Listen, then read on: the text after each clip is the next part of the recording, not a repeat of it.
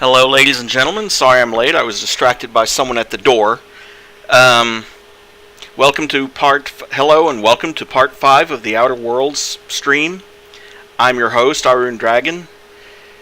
Now, today, I think our first stop is going to be Scylla. It's one of the asteroids here. It's a small area. It's only tied into 2 quests. We may be going back later, but for now, it's just the one. And the main reason for going there first is because it's a small area. Won't be too hard to explore. Scylla is way over here. It's one of the largest asteroids orbiting Halcyon. Despite being one of the largest asteroids, you're in a small area. Basically just what's covered by the dome that's providing air and heat. Known as the Charybdis Cluster. Hephaestus Mining once claimed the asteroid, but this prospecting site was abandoned decades ago.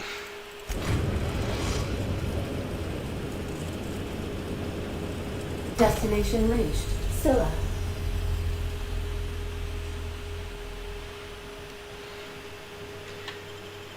And I think I will bring along Max, just because he's sort of tied into one of these, and maybe Felix, because I don't take him out often.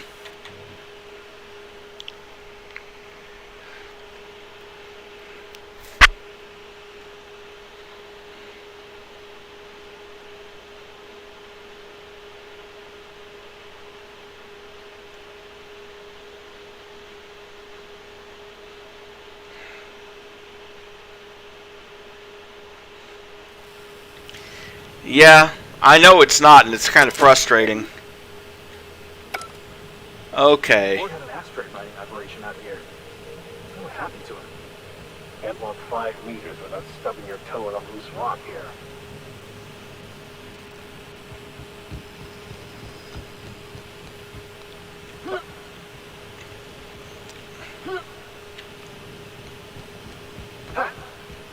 Where the hell are you two?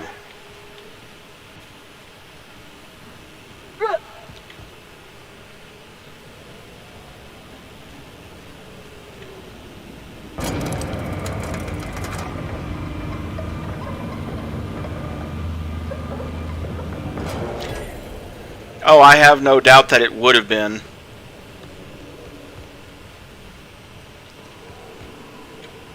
I mean, my real reason for playing it the second time, you know, I mentioned on Discord about either going to Monarch or going to start the murder on Eridanos. And murder on Eridanos will be basically flying by the seat of my pants because I've never played the DLC for this game before. Okay.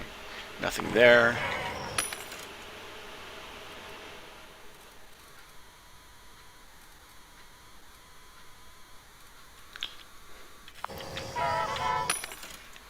Now I do need... Whoa. Holy crap. Well, someone's getting a good set of armor. I'm definitely getting that advanced defensive helmet and that elite troop armor. For myself, if nothing else. Maybe not right now. Maybe after I've picked up a few more bits. Don't need it right this second.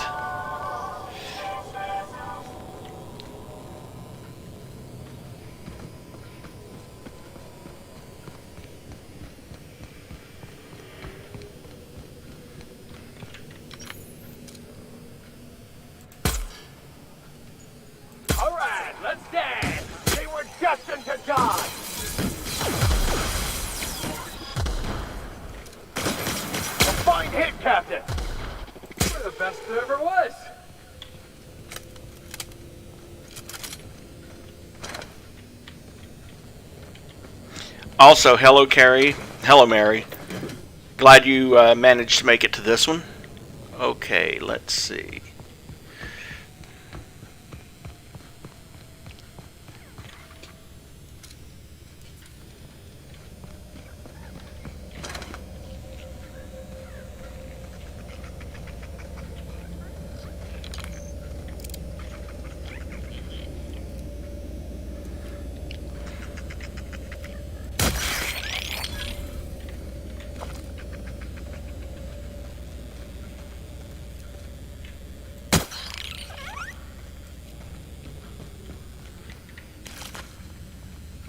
Kill a few sprats while I'm around. And this is the Circus Time freighter. Don't ask me why someone thought it would be a good idea to have the circus come visit an asteroid mining operation. But that's just the kind of weird decisions you sort of come to expect from these people.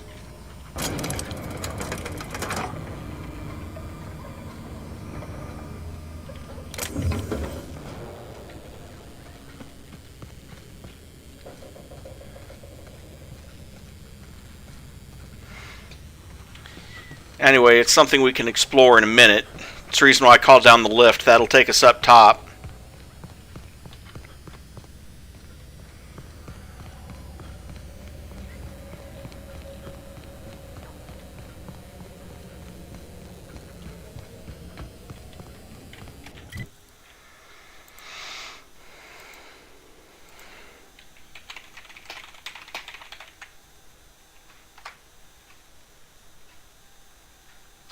And by the way, Mary, it is on Switch.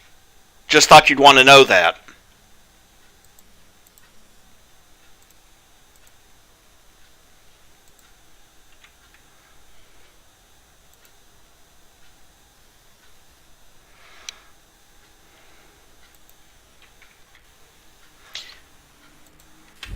I know that comes as a bit of a surprise, but yeah, it is on Switch.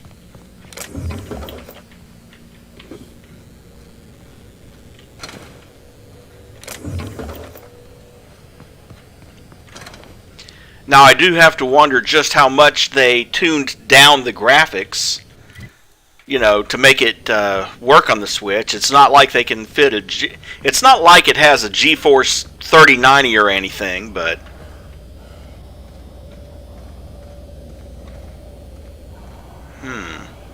Oh, there's one of the remember I mentioned that there were some that there were some mega creatures in the game. They're unique and they don't respawn, but they have more loot and they're worth a lot of XP. Well, that's not him, but there's one of them out there. I think I'll come around the other way. Is there any way to get into this? I doubt it. But there's one of them right there, that mega primal.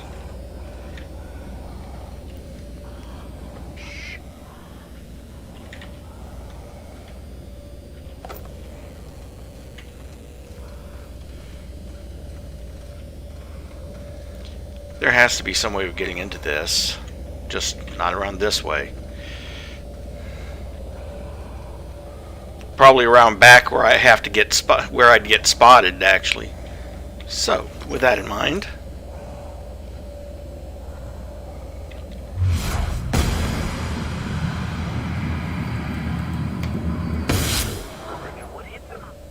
All right, here we go.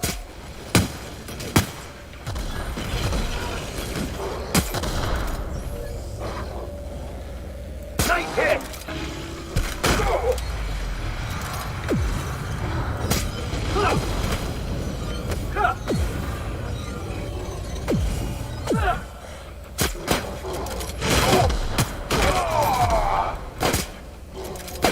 Everyone all right?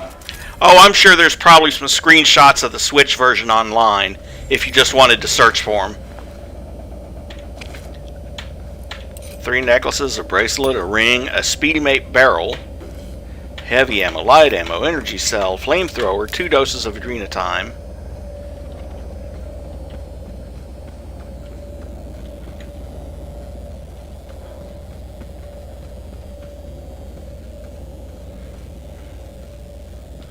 And then there's these guys, who apparently just have some hide. Okay, let's go into here real quick. After grabbing those 2 lockpicks.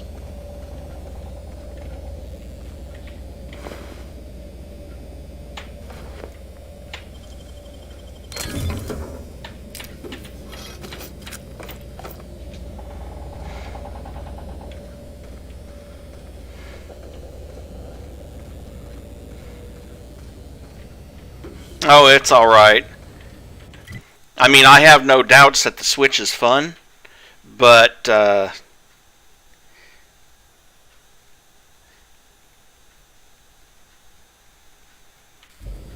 yeah, I'm not.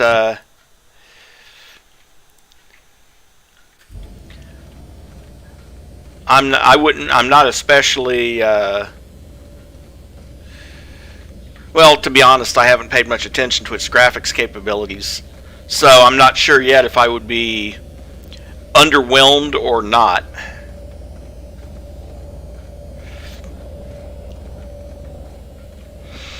On the other hand, Nintendo knows what they're doing. They've been building, consoles for like literally 40 or 50 years now, starting with the original Nintendo.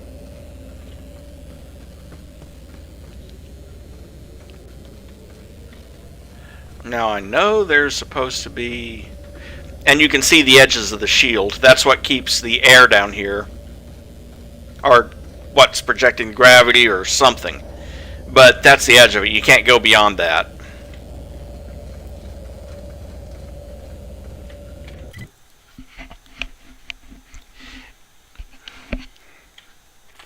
It probably uses similar hardware to the GameCube in terms of graphics capability.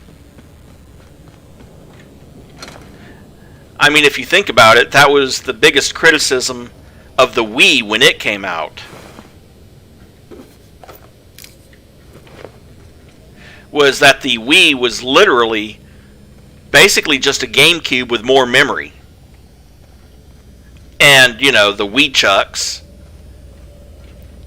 which caused a lot of injuries at first because the straps didn't hold as well as they should have.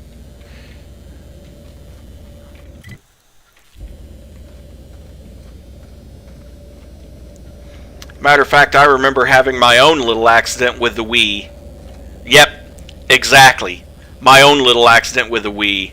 I was playing at a friend's house, and I was playing Wii baseball, and I was determined to break 100 miles an hour. What I didn't know at the time was the game is hard-coded. You can't go faster than 99 miles an hour. Well, I'm pretty sure the controller was doing more than 100 miles an hour when it flew out of my hand and through the front of the TV. Captain's log, independent freighter getaway sticks. I wanted to retire on Groundbreaker. One more job, I told myself. Never had any trouble with outlaws until now. I told them what we were hauling, but they shut off comms and opened fire again. They're shooting to wound. It's only a matter of time before this bird falls out of the sky, so I'm setting her down in hopes that we can broker some agreeable terms of surrender. Even if it means my head, at least the crew gets a fighting chance. Can't shake the feeling that they were ready for me, like they knew exactly which route I'd take. What a way to end a career.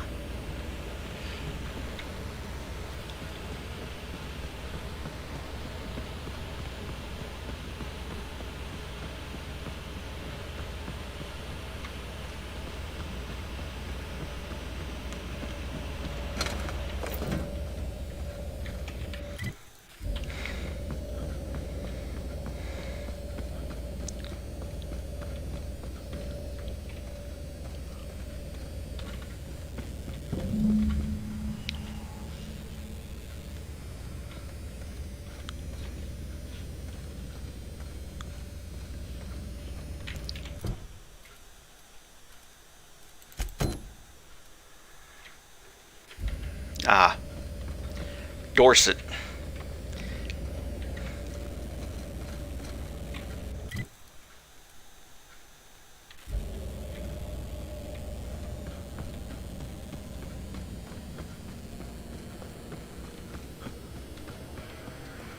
Hey, outlaw. You didn't have to shoot me down if you wanted an autograph. Now, Mike Jackson's alive. Can we hurry this up? I want that ship got its... What's going on over there?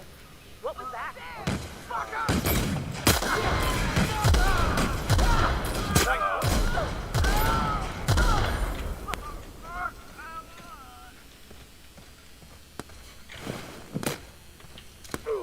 This one's mine!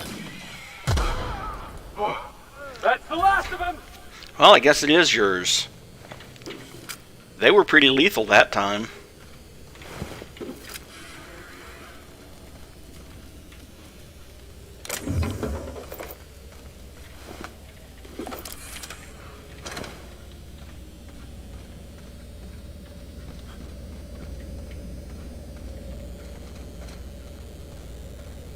Ah, there he is. Kinda hard to spot those dark clothes against this asteroid.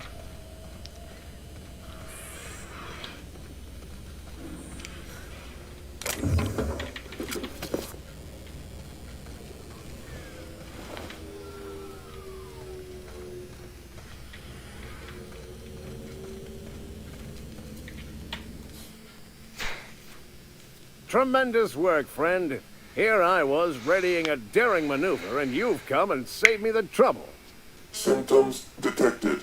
Elevated heart rate, dilated pupils, increased sweat production. Subject appears to be terrified. I'm not terrified, you bucket of bolts. That's victory sweat. The one and only. Thank God. Wait, who's asking? Wanda didn't send you, did she?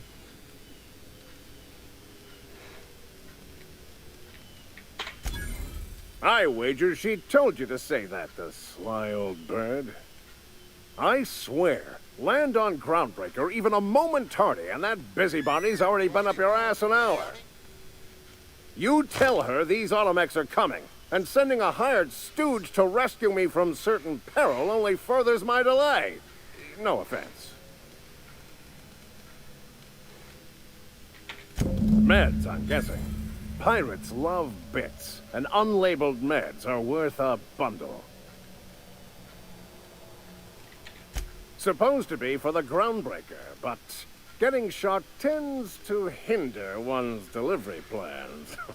I'll give you that much. Hey, who you calling bootleg? I'll have you know these are 100% genuine stolen drugs. At least he's honest about it. Because the board, in all their herpetological wisdom, will only sell the meds at a huge markup. Groundbreaker knows better than to pay board prices. Not when they've got me running for them. More importantly, they can't afford to.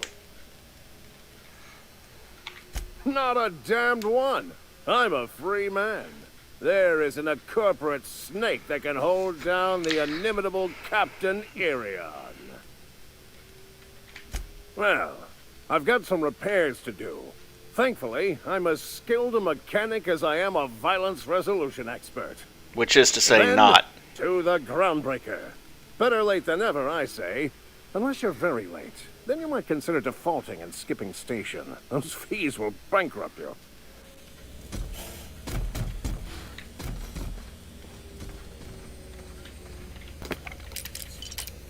Well, I'll steal some of those 100% guaranteed stolen drugs.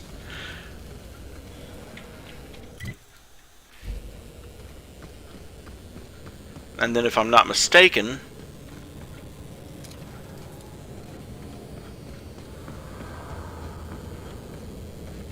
Uh-huh.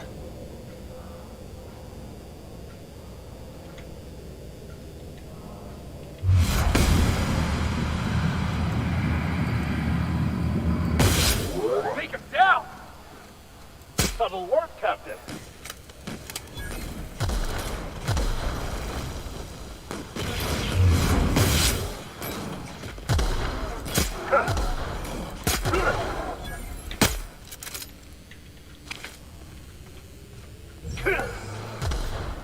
By the law, we are unstoppable. Primal Ravager.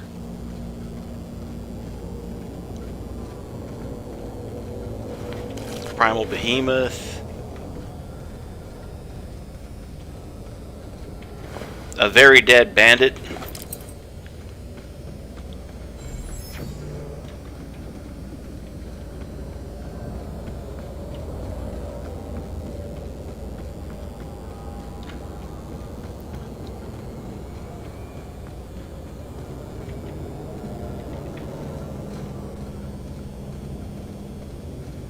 You know, that corpse right there reminds me of another game that I played once where where the character you're playing as in the game, he wakes up and his girlfriend's His girlfriend's missing. The only thing left in the bed left is her spine on her bed. And the sheriff comes along and says, "Well, looks like natural causes to me." Natural causes? Can't live without a spine, son. Ain't nothing unnatural about that.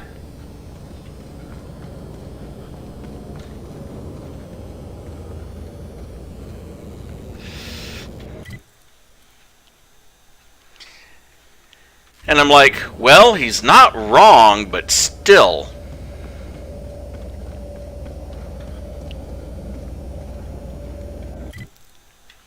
Now, somewhere around here... Huh.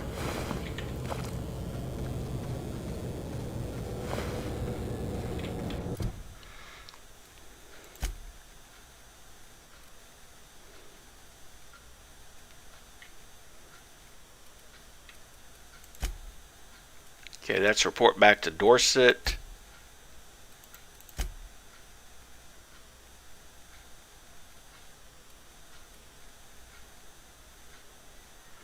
That's gonna be Monarch.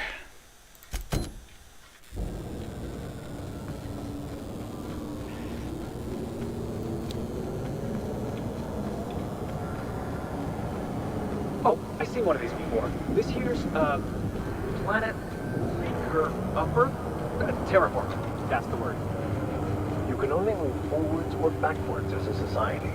And I, for one, fully support our progressive efforts.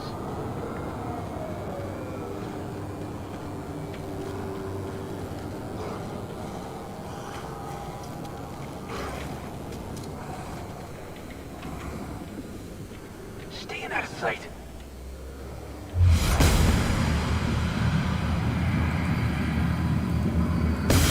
I've been waiting for this!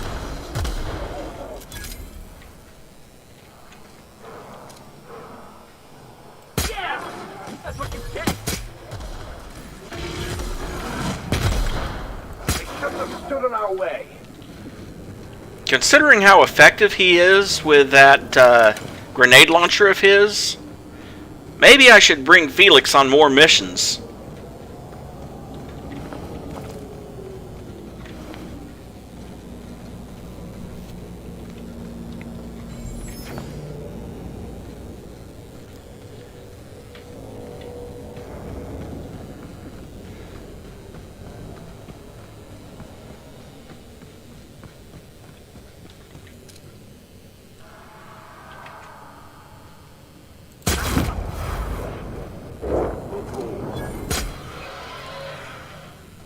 What was that? Huh? Heard something. We've got a fight on our hands.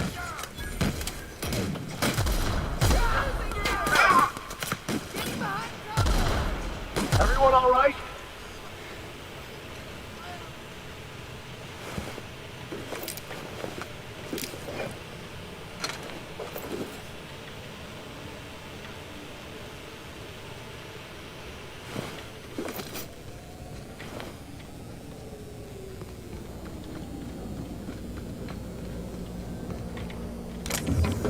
Well, that was unexpected, but also unexpectedly brief.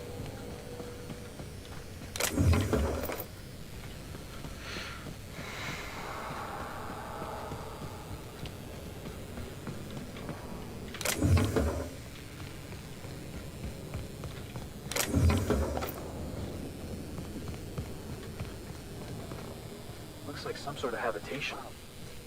Looks abandoned. But looks can be deceiving.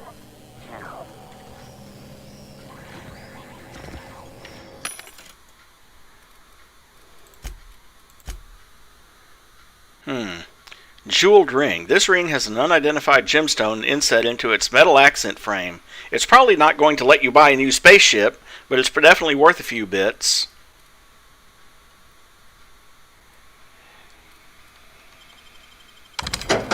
Sell the junk. Oh, there's Arian's flintlock, which despite its name is not a flintlock. Not a bad DPS on it.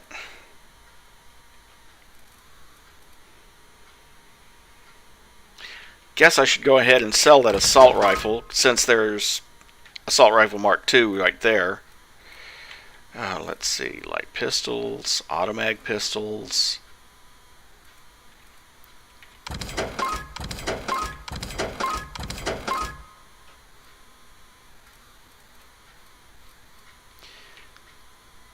Sell that automatic pistol because I have that one.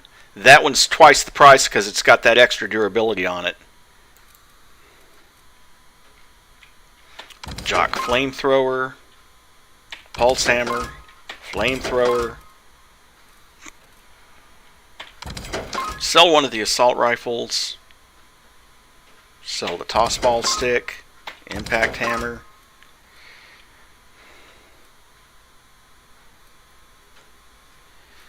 Keep everything else for now. Here they come. Have it.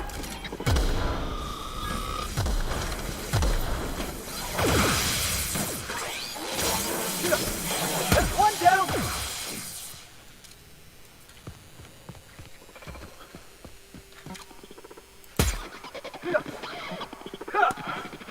Can we do that again?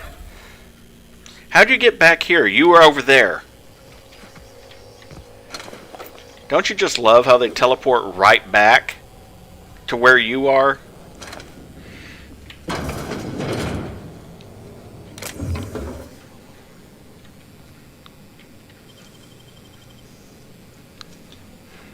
Nicely done. Of course it was, because I did it.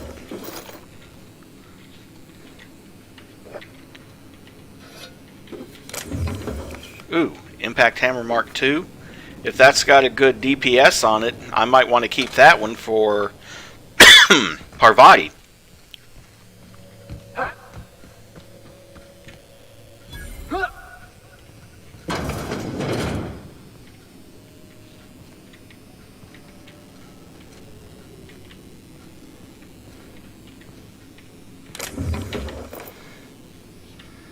Not a whole lot here in this one.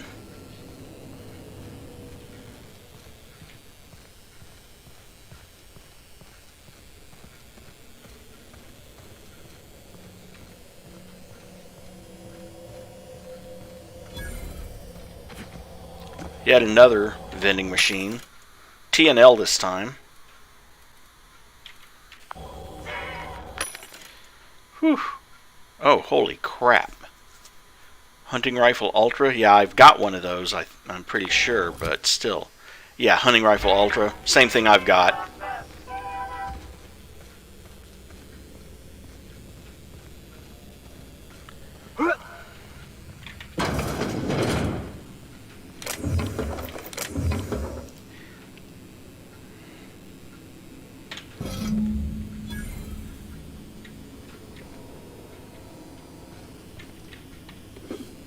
No, I'm pretty sure you haven't. Pick up some lemon slap because I want to slap my whole family tonight. Okay, messages. Message number 1, preliminary survey. From Thackeray B, site supervisor, to Everzel, Scylla preliminary survey results. We've completed our initial survey and I have to admit your hunch was right. I owe you lunch next time I'm on Terra 1. We barely started our survey before we uncovered a mineral vein with high densities of yttrium and scandium.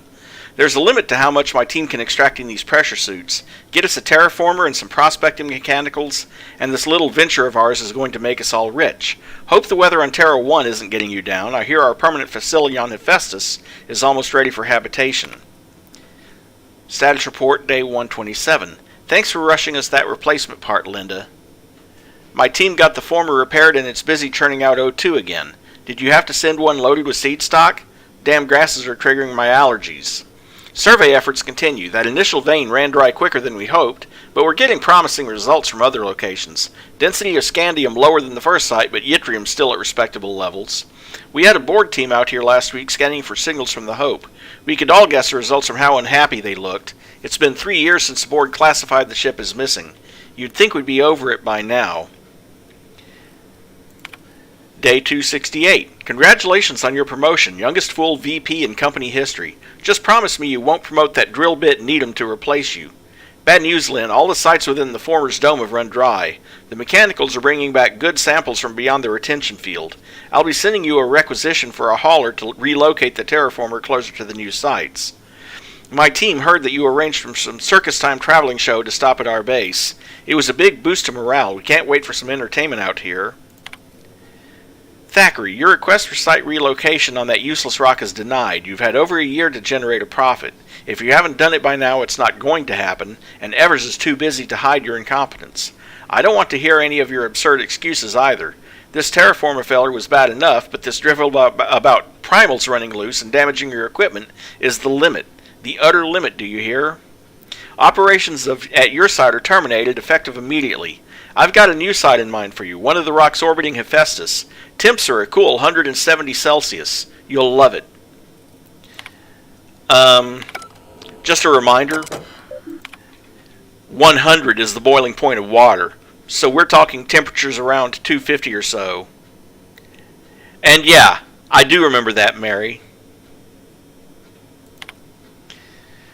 A visiting board team reminded me of the date. We should be celebrating your 42nd birthday today. I'd try and get you drunk with the latest Rizzo's concoction. You turn up your nose and say it was nowhere near as good as an earth wine.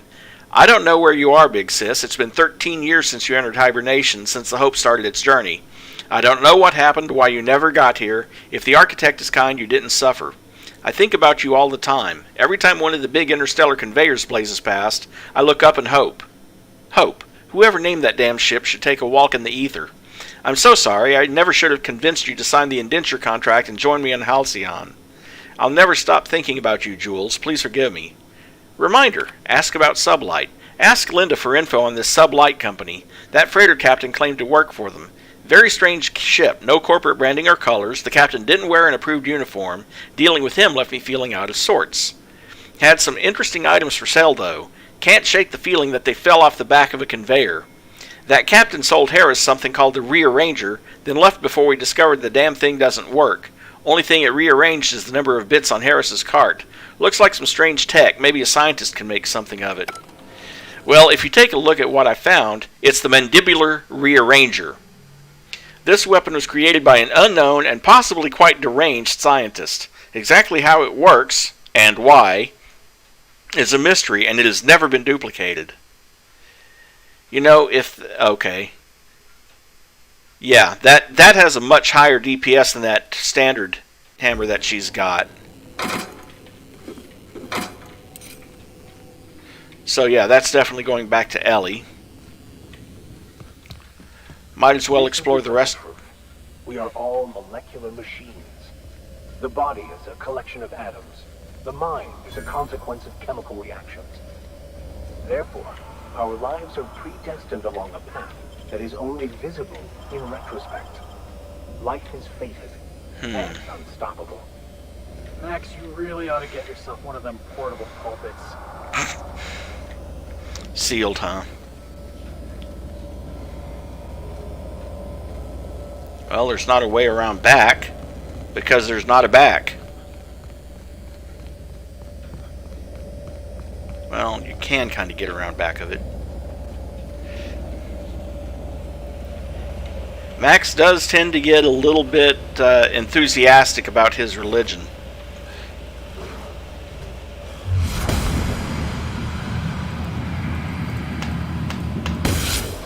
Get any mercy.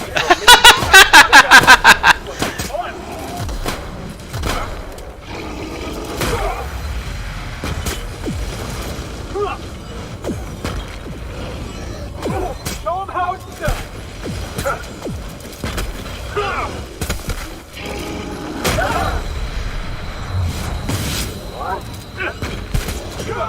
No. Oh, I actually died, damn it.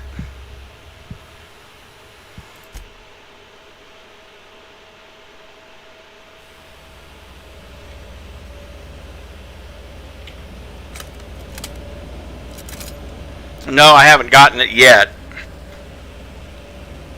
Well, see, that's the problem. That armor wouldn't help. The thing about the primals is that the primals essentially generate what are called N-rays. And, well, Long story short, N-rays ignore all your armor. I can actually convert one of my guns to shoot N-rays. The catch is you lose half the damage. You know, it's 50% less damage, but it goes right through armor.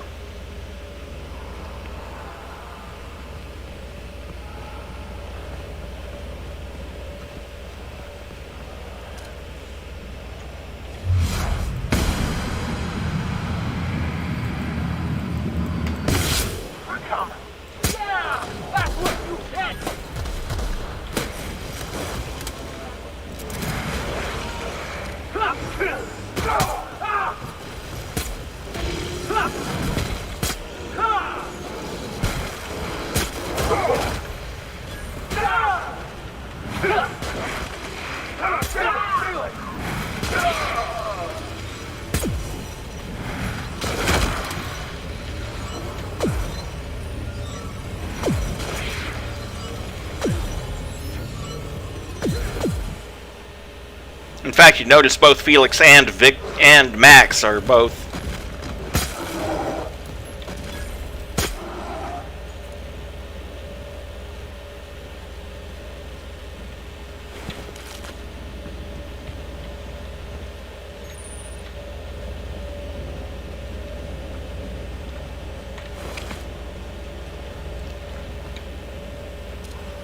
Flying handcuffed him. They'll regret taking us on.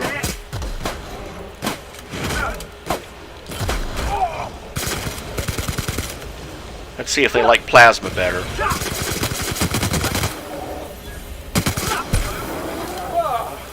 We all in one piece?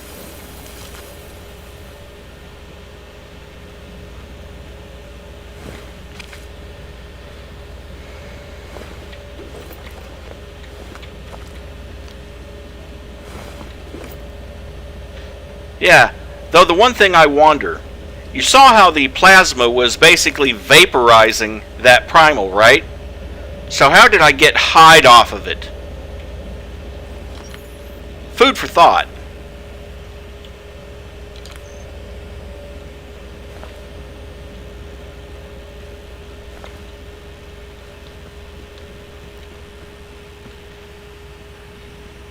Either that or ham salad is much quicker at skinning a creature. If you skin it fast enough before the fire gets to it, you can get the hide off of it.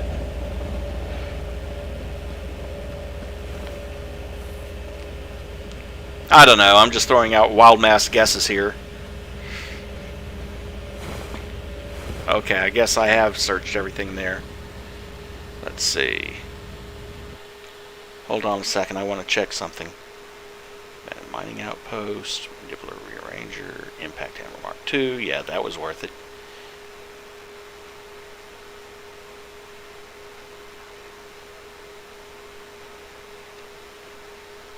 Okay.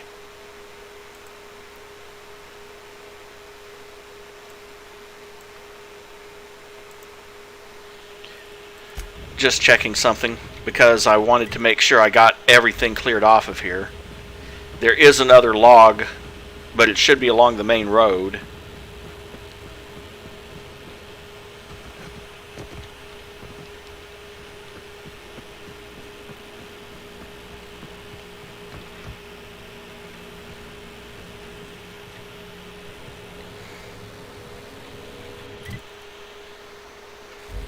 Ah, okay.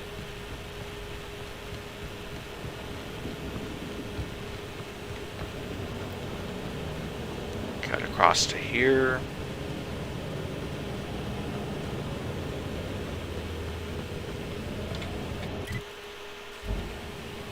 It's somewhere along this stretch of road is another one of those freighter captain's logs. I might as well pick it up while I'm out here.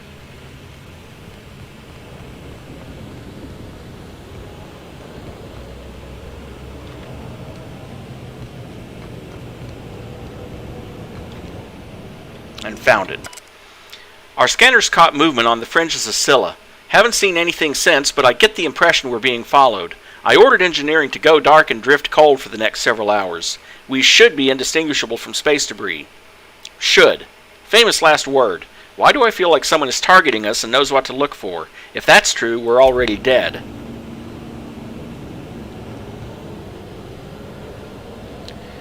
Okay. Oh. Here they come! Down they go!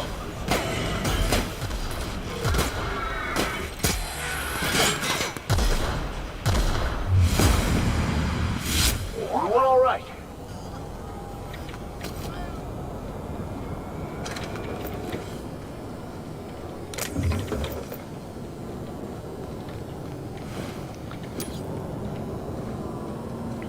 Wonder why I didn't see him earlier. I probably bypassed this section of road and they just didn't see me. That's my only thought. Let's see. Oh, hello. Incoming!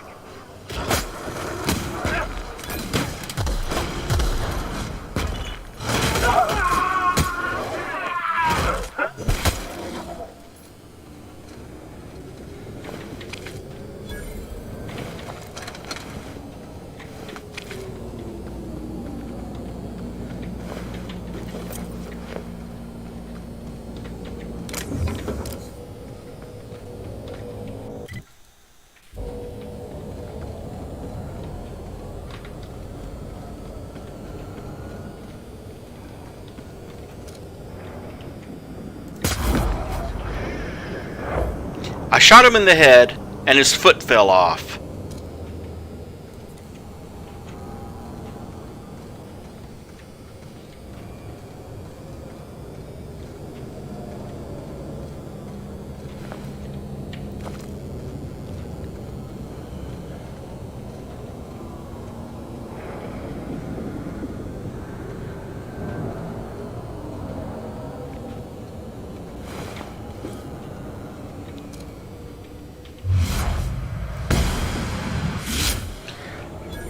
I don't know, somehow that reminds me of the Bloody Mess perk in Fallout 3 and Fallout 4. Because it's like, if you have that perk, you can like be fighting a super mutant and shoot him in the foot with a BB and his whole body flies apart. We've got a fight on our hands. Have it! That's one down. Everyone all right?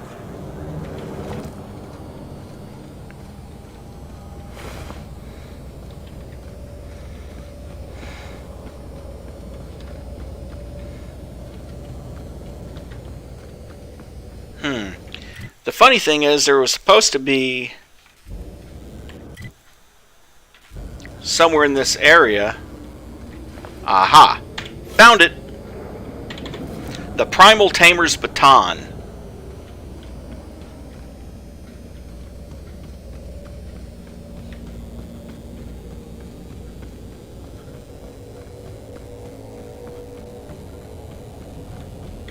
Matter of fact, let's see.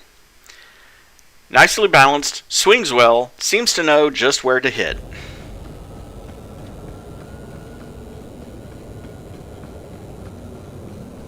Yeah, I can understand that, especially with all the irradiated 100-year-old food lying around.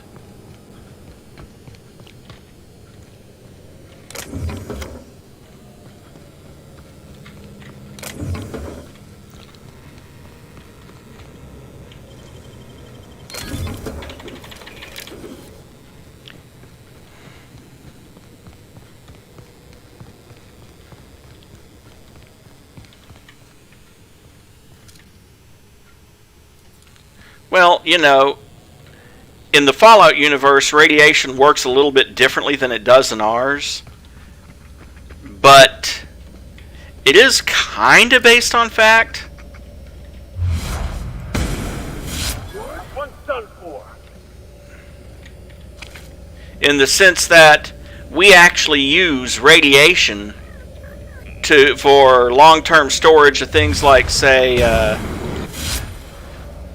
well, like, for example, one of the things that they take on submarines is milk powder that's been treated by irradiation. In fact, that's usually the last thing to run out on a submarine because it lasts essentially forever.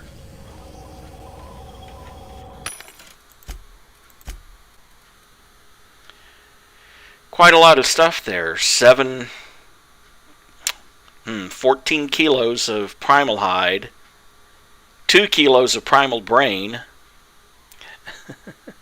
Well, you know, I'm not arguing. That's 60 bits there, that's 300 bits there, that's 420 bits there.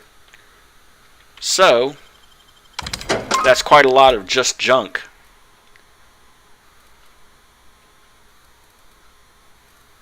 Want to keep that, and that for sure. Guess I can sell that.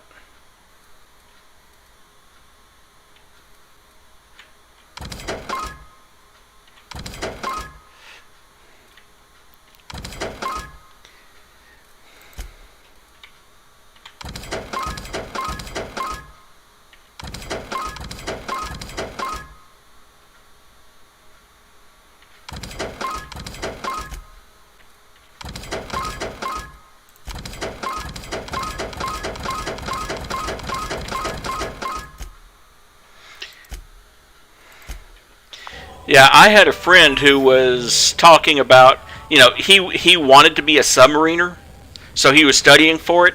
Unfortunately, he ended up with a some sort of leg problem. I forget the name for it.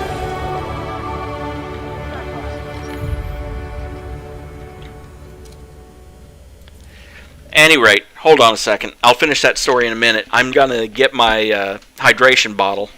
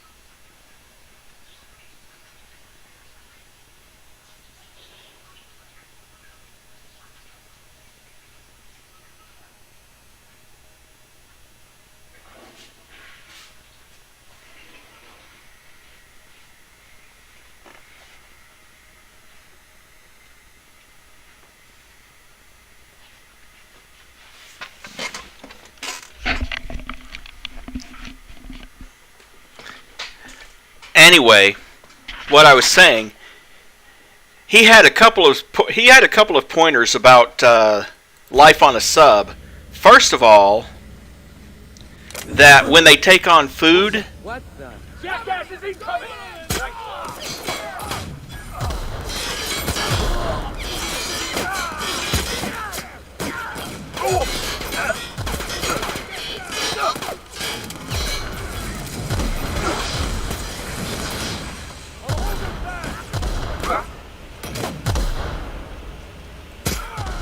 Can we do that again? first of all, when they bring on food, So many dead, so few graves. Nasty way to go.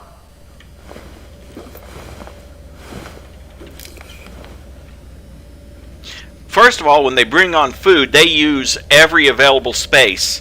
For the first couple of weeks, for the first week or two after you get underway, you are literally walking on wall-to-wall cans that they just left on the floor because they didn't have enough space for all of it. Second of all, you can always tell. When they're out, how far along you are in the trip by what's being served in the cafeteria. When it gets to the point where it's the same thing every single time, you know you're close to the end of your tour. Because, well, let me put it this way. One time one of our subs, they're supposed to be replaced with another sub every couple of months, but the other sub was out for repairs, so it was running about a month late. And he told me that, he said basically, imagine having pancakes for breakfast, and lunch, and supper, for a month. See how much you like pancakes after that.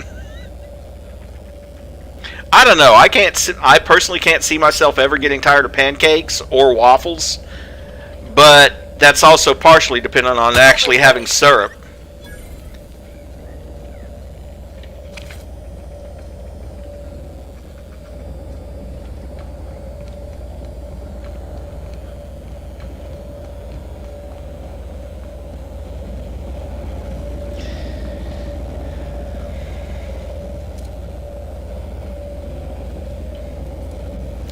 He said another thing about life on a sub.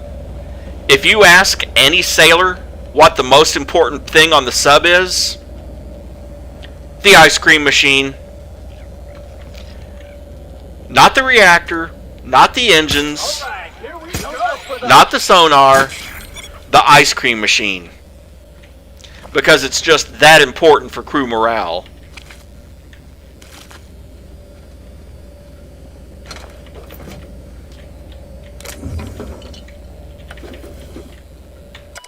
Predictably, our primal passengers broke free shortly after landing. I said this would happen after the enclosure malfunction we hushed up on Byzantium. Who cares how many tickets we sold? That woman lost an arm. The first and second recovery teams never returned. The only way I can convince the rest of the crew to form a third team is if I join them. I'm management. Architect erased them. I'm not supposed to face this type of hazard. I'm leaving this journal with the ship in case we don't return. To any Circus Time employees reading this, immediately hand this device to your supervisor and stop reading. Circus Time supervisors, our plans to present the primal performers were premature. These creatures cannot be tamed. The next time marketing wants to present an actual circus, make one of them lead the damn thing.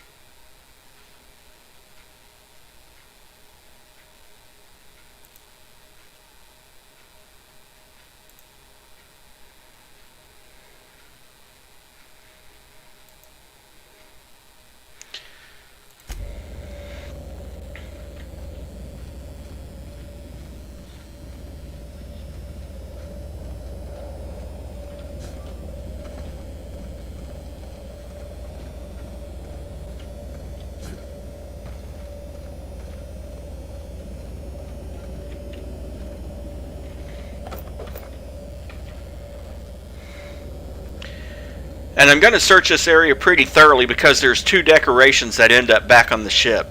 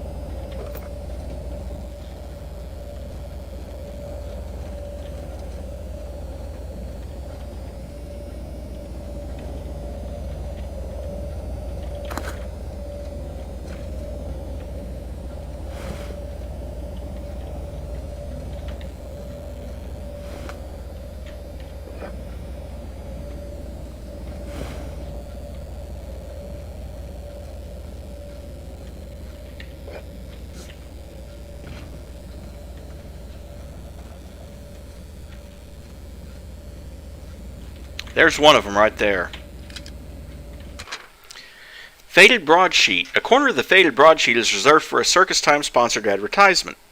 Circus Time announces Primal Performance Tour. Come one, come all. Circus Time is about to turn your community into a circus town. Our patented primal performers can dance, sing, eat, and dance.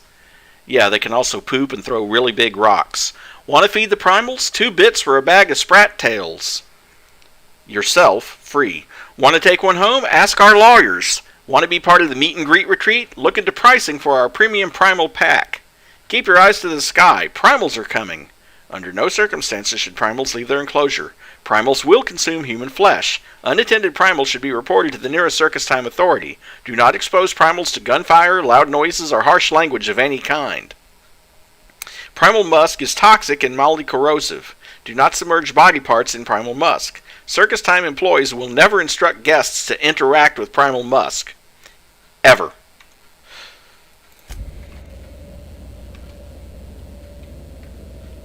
Yeah, you're the meat. Okay, I found that one. Oh, of course. And the other unique item. Those. The lights.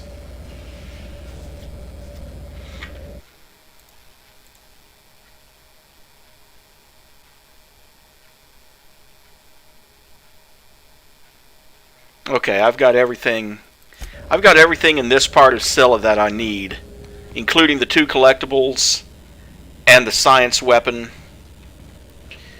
and the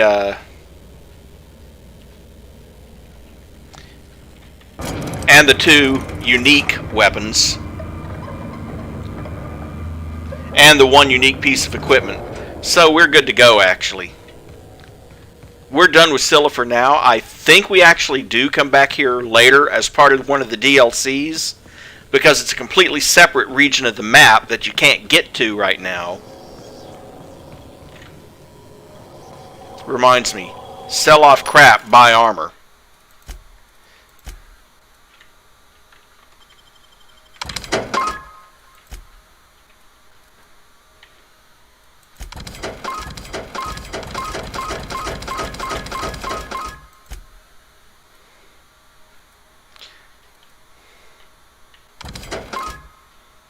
Leaded armor. Iconoclast armor. This dissident rider outfit is lined with extra lead for your protection. Do not lick armor. Don't know why you'd be licking it anyway, but...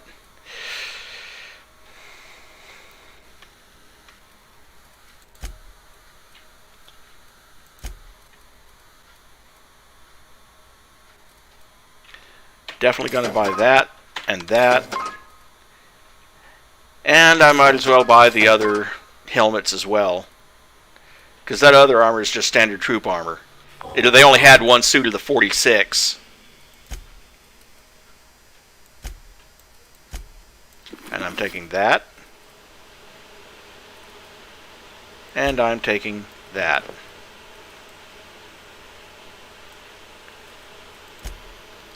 Then Felix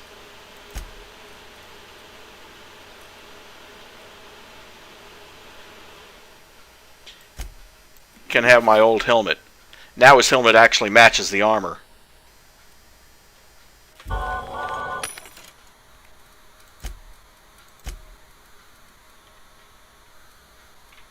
I was going to sell that, and that, and that,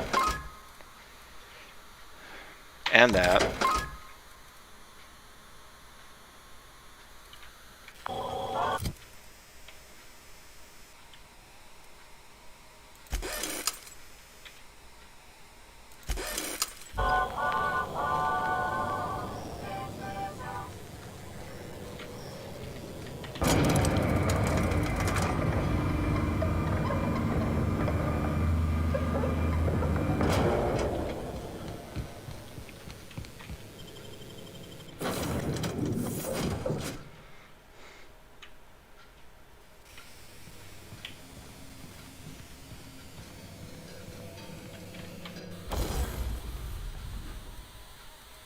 Stop in here and modify my new armor.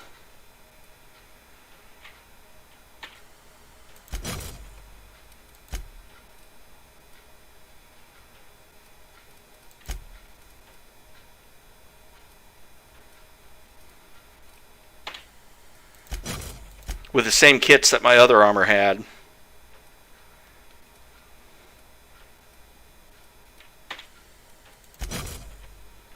There we are.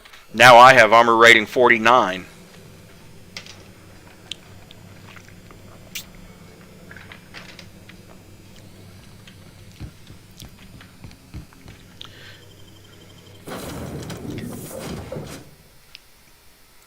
Oh, I'm sure everyone does. Actually, let's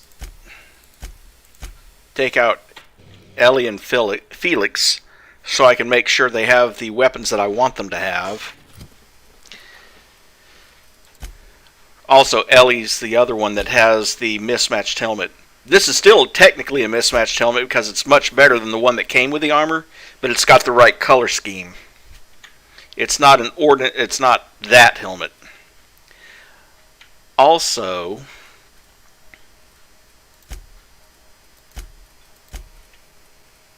let's see, automag pistol with plasma shots. I'm not sure I can improve on that. About the only way I could improve on that. Yeah. Okay. Give her that. And then she's got that officer's spine. Can't really improve that at the moment. I don't have any good one-handed melee weapons.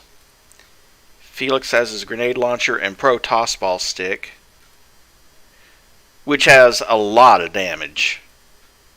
So, yeah, they're good. Transition back inside and come back outside with the other two.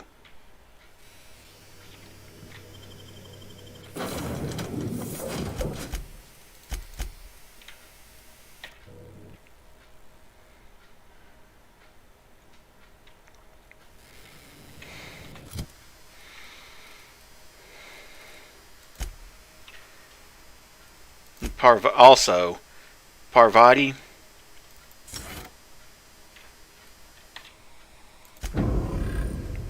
Get that. And then here, instead of that pulse hammer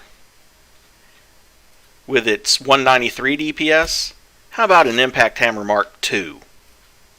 That's just all around, I think, better. And, well, Vicar Max has a shotgun. We don't really have anything better. At some point, we're going to replace that telescoping staff with something more powerful. But for now, that'll do. And also,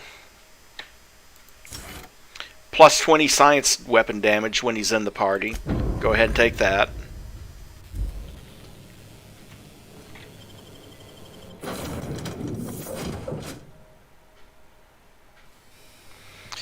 And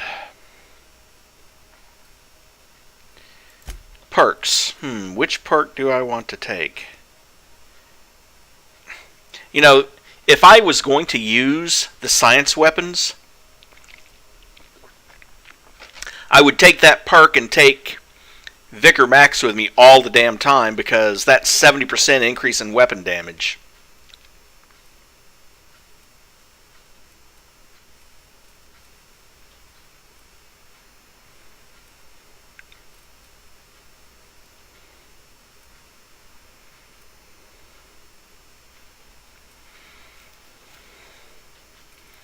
I think I'm going to go with the extra headshot and weapon damage. And on skills, I think I might actually put all of it into defense this time, which at least unlocks the ability to block.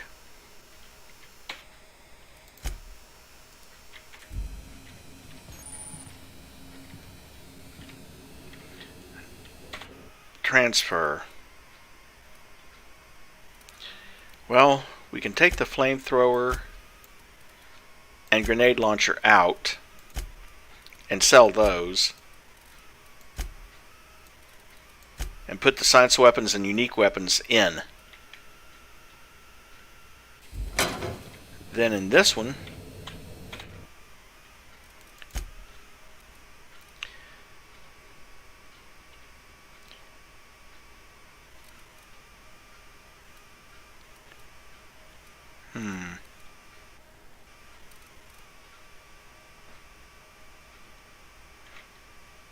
go ahead and take that,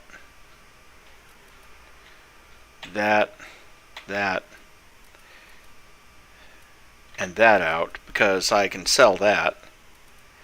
And for now, put that other defensive helmet and my old armor in there, and then go sell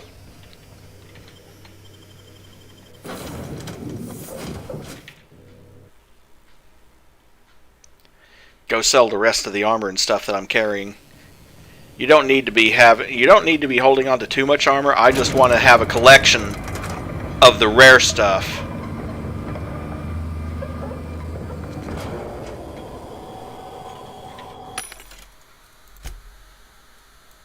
Oh, sell please.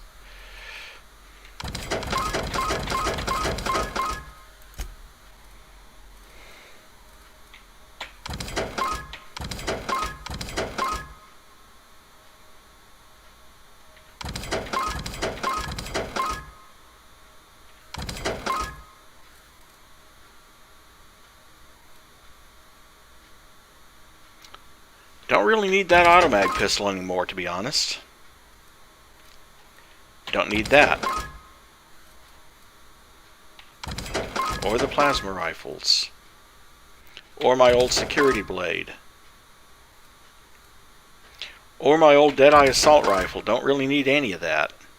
Although I'm still keeping a shotgun around, because you never know when a good shotgun might come in handy.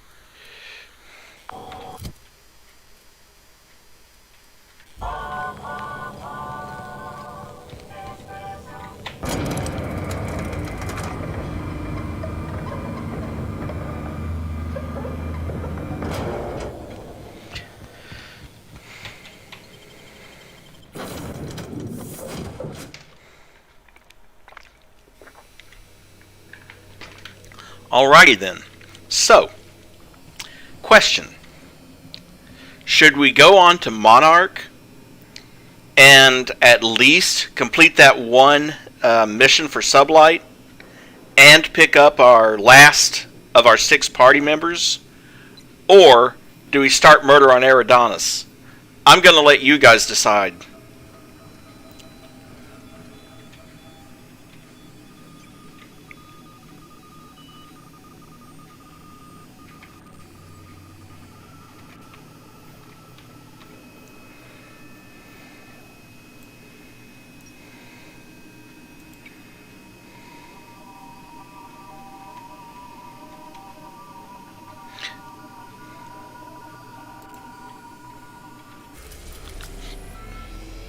So what do you think? Monarch at the Stellar Bay landing pad?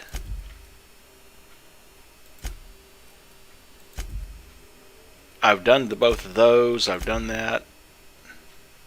Okay.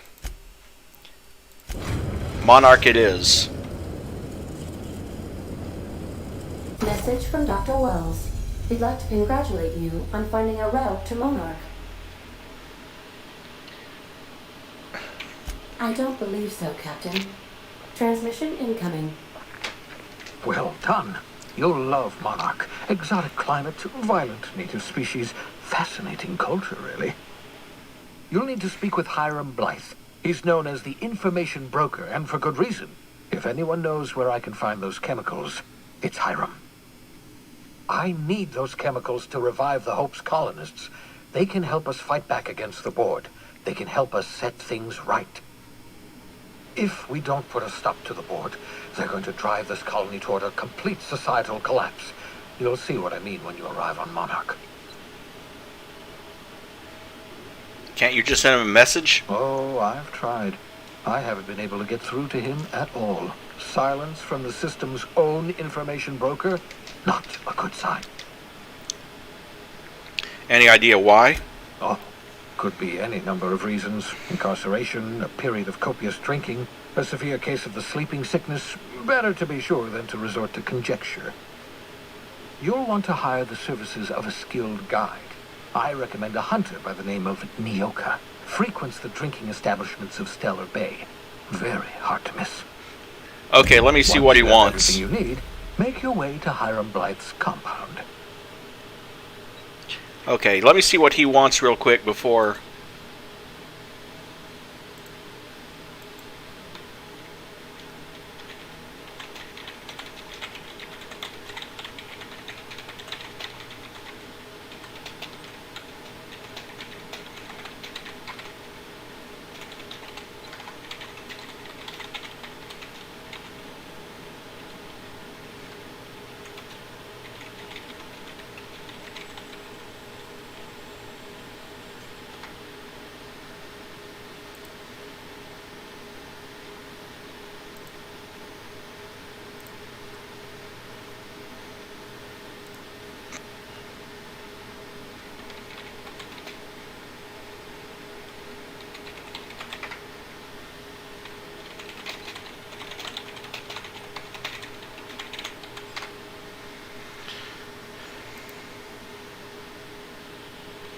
Okay, back.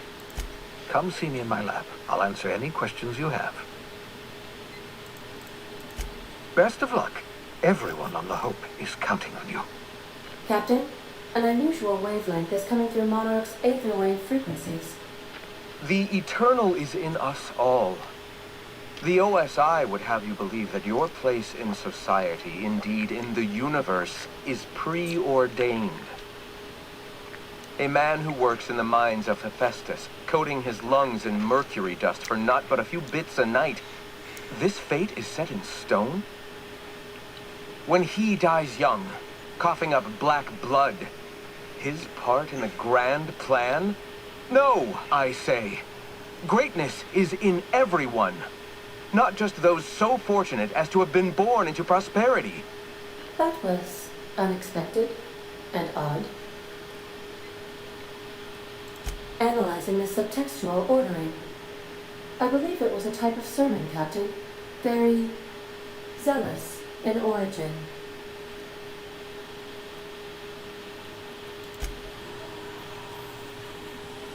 Okay. So let's at least go pick up Nyoka.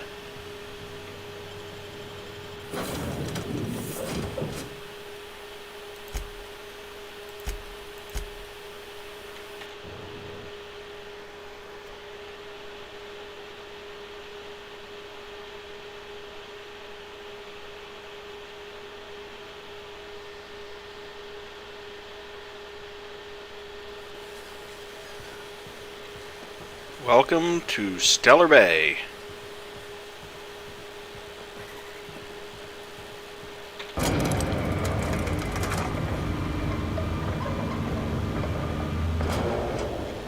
Hey, hold on there. I gotta sign you in. Don't think I've seen you around. That means you must be new to Stellar Bay. You are new here, right? Well, that is my ship on the landing I pad. knew it. See, I made what you call a logical deduction. You must have seen those UDL gunships on your way in. There's only 3 of them these days. Still, they tend to scare folk off. Wish more folk could say that. Gets awful quiet guarding a landing pad that never gets used. You may not have heard, you being new, but Stellar Bay hardly ever gets off-road traffic. Us being cut off by the board and all. Which means I never get to do this part, but I've been practicing, so here goes. On behalf of Hello, Monarch Haptar. Industries, welcome to Stellar Bay, home of the freshest sal tuna in Halcyon. Please state your name for the records. Swell. There's one for the logs. I'm even gonna give you your own entry code. I'm not supposed to do that. It's against procedure, but Mr. Sanjar isn't so strict about the rules here. Besides, I got a lot of empty entries to fill.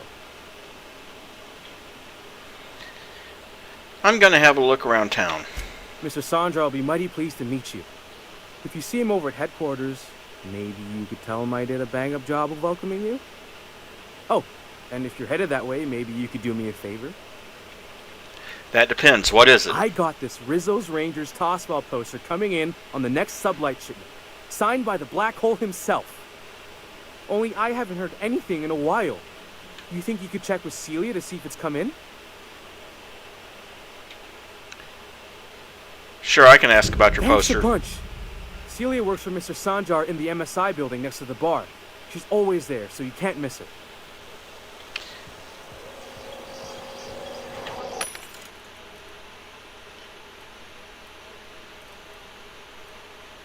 Now, you see what I mean? They've got some of the good armor here.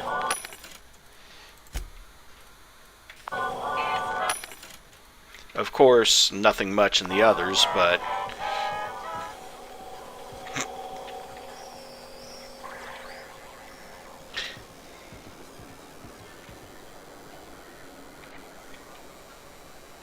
oh, he's looking at me. I couldn't get that. Not to mention nice plasma scythe or whatever the heck that is.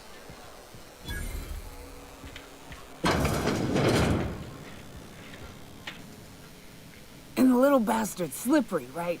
On account of its blood. So it's sliding. All over the place. Trying to crawl away. Getting so I can't tell the blood from the mud. But I gotta get in there. Get right in that baby rap's stomach and dig it out. If so much as a drop of stomach acid got on that medallion, shit, I don't know what I'd do. Might be I'd hunt every damn rapt out there. Right. What are you staring? Wait. You ain't from around here. Who are you?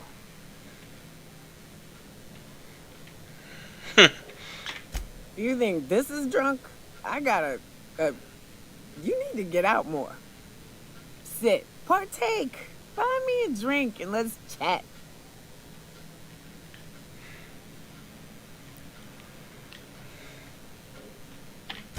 Outstanding.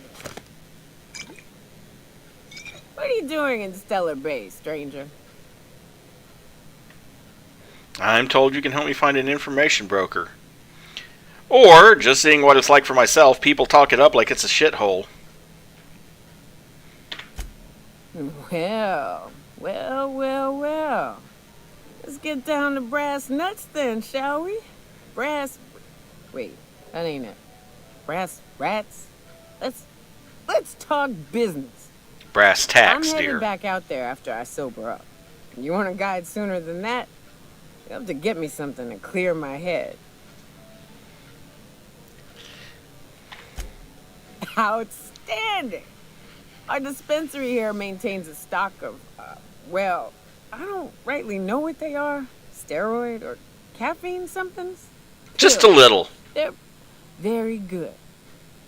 I'm cut off for the money, on account of needing one just about every damn day. But I'm sure you've got your wily ways. Fetch me one and we'll be all set. You mean caffeinoid? That stuff's just a stimulant. Well, they work. We got a deal or what? Alright, I'll be back. It's not like I can get her to join the party if I don't help her.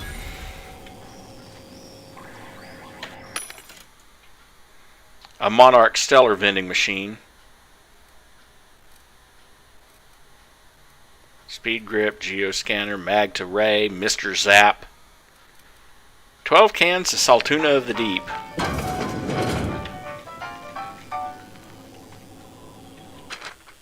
Several Nyoka Bar Talk bingo sheet. Several phrases have been marked off. Right between the eyes, there were 3, no 4 of them. That rapt was this big. Took it down with one shot, and buy me a drink. Seems like that last one would be something that she would say on a regular basis.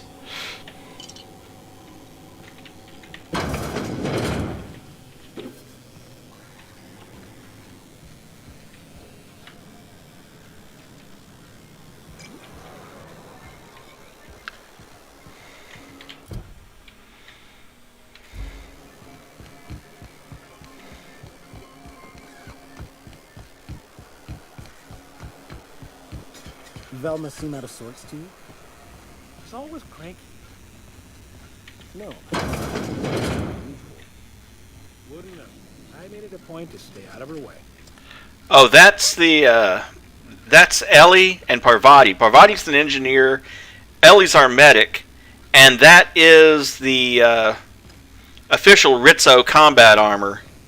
Hence the purple and white, because purple is one of Rizzo's colors. You can even see it on the shoulder pads.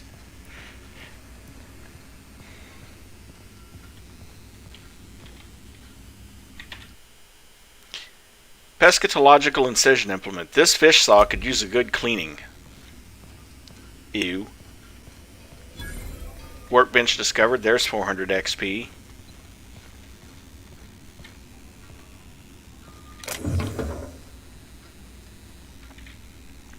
Well, no one's looking, but there's nothing in there.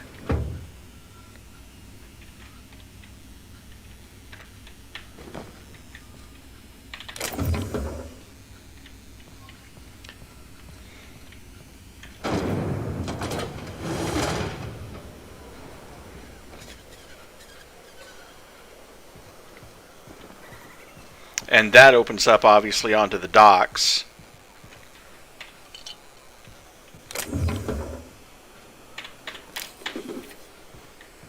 There we go.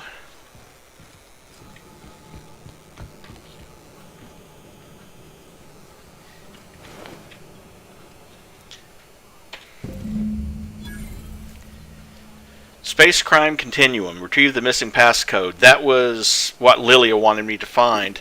Guess I found what happened to her guy that she sent. But I'll do more of that exploring in a little bit.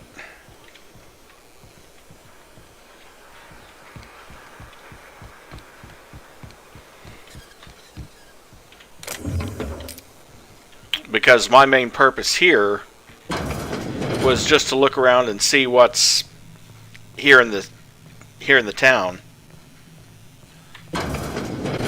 Ah, that leads back here. Aha! Ought to be some interesting stuff in here. Some riot control armor, necklace, Adreno, mining helmet, another bathroom, a stellar bay, vending machine. which has a few helmets. I like those. I like the blue helmets. Okay, well, it is what it is. Oh, and while we're here, sell.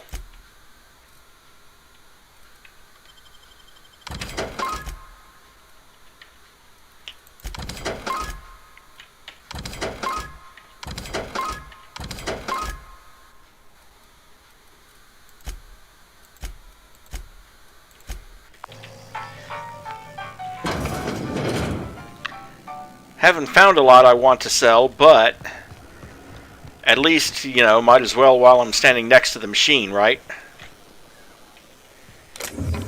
If nobody's looking. Someone was looking. I save scum whenever I pick up something if I'm not sure.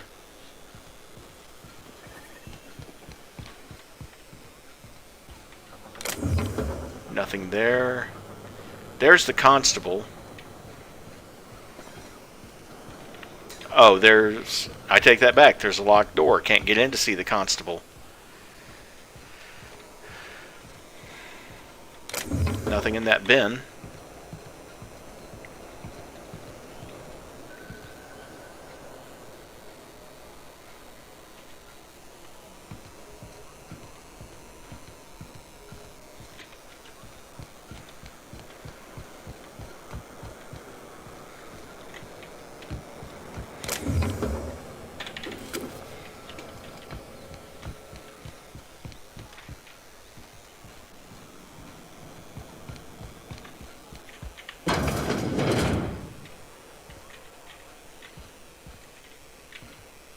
If Velma's capable of running the warehouse, she can certainly pick up her own noise.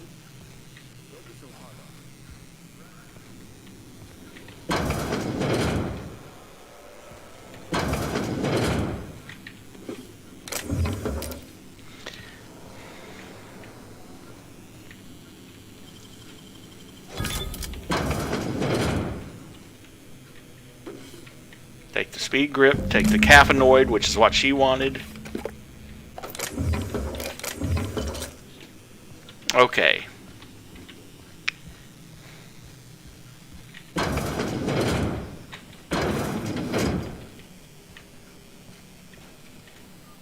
Hello, dearie. Why, I don't believe I've seen you before. And with sweet cheeks like those, I'd remember. Quite the bedside manner, lady. Well, it's so rare I get the pleasure of new company. What can Auntie Abigail do for you? She works over at the fishery next door. Quite the hard worker, but she's got a bit of a temper. A temper? Why, just the other day, I heard her shouting from here. I can't imagine what set her off. Oh, but here I go again, running my mouth when it's none of my business. Was there something else you needed? Are you in charge of handing out medicine? Yes, indeed. Someone's got to keep Stellar Bay's people healthy and energized. You certainly seem excited about your job. Oh, but I am. I get to see plenty of my neighbors here, and I do dearly love a little gossip. Nothing for now, thanks. If I hadn't already picked up that caffeinoid, she would have just told me no. Smells like rat in here. Oh, it does work. I bought some musk from Sebastian to cover up the saltina smell. Trust me, this is worse.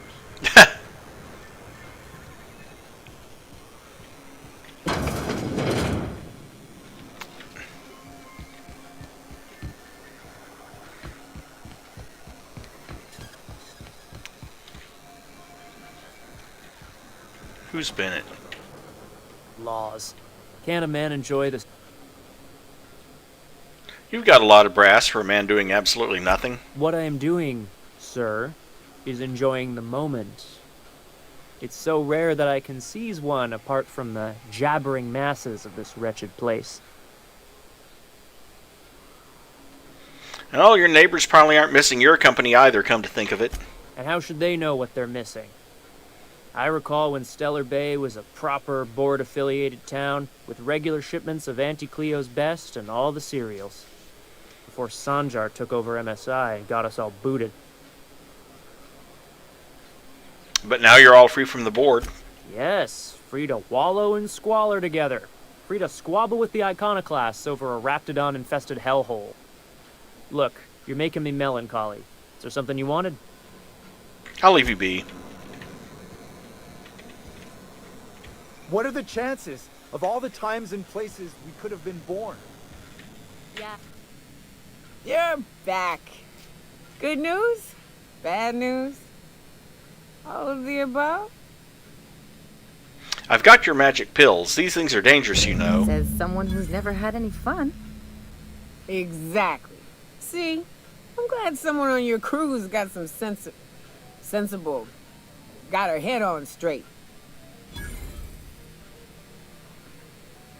Whew, that hits the spot. Right in the, oh, no, there it is. There it is. Yes. We're in business. Let's go. That was fast. I gotta see about stocking some on the ship. You be careful. The first one's free. After that, they'll offer you gainful employment. Glad to have you. Great. Where to? Oh, Hiram? I ain't checked in on that man in an age. He's running the giant radio tower we lovingly call Devil's Peak. We'll be going south and west, mostly along the road till we're past Fallbrook. Out there's a western slope that'll lead us through some fun. You like hunting, right? That's fun. If you're more of a spelunker, Rotting River will take you into the mountain caverns. We can discuss options when we get closer. That said, 3's already a crowd. I don't mind waiting somewhere until you got a spot open.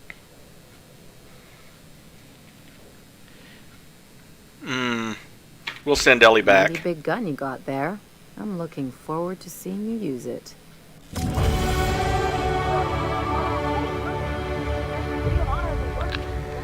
Somehow I knew that was about to happen. Monarch ain't safe, even with me around. I've just got intimate knowledge of its dangers and an abundance of fortitude. Folks hire me because I know what you can shoot and what you ought to run from. That's a mistake you only get to make once.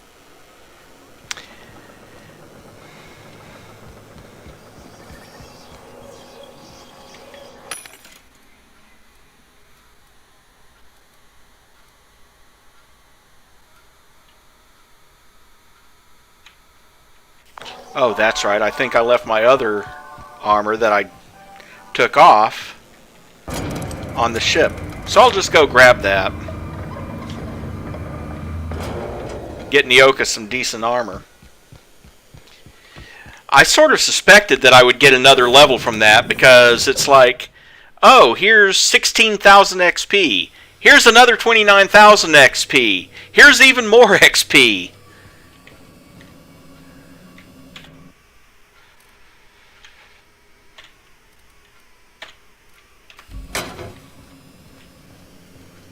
Stay safe out there.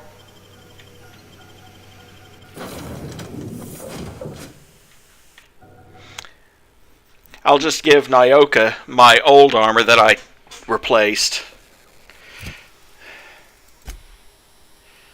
And of course, she uses a light machine gun. Eep. Okay, well.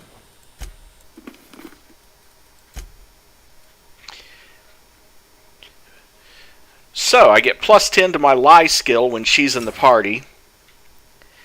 Reduces the radius of my footstep sounds by 20% while she's in the party. And she deals 20% extra damage to creatures.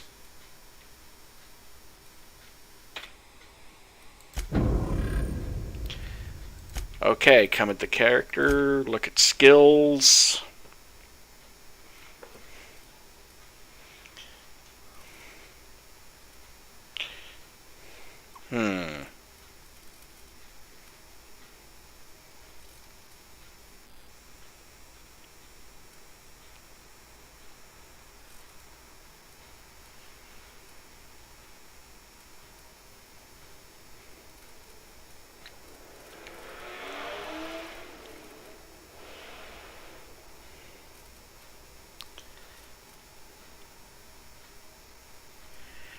we're supposed to get some rain here in the next couple of days too, in fact.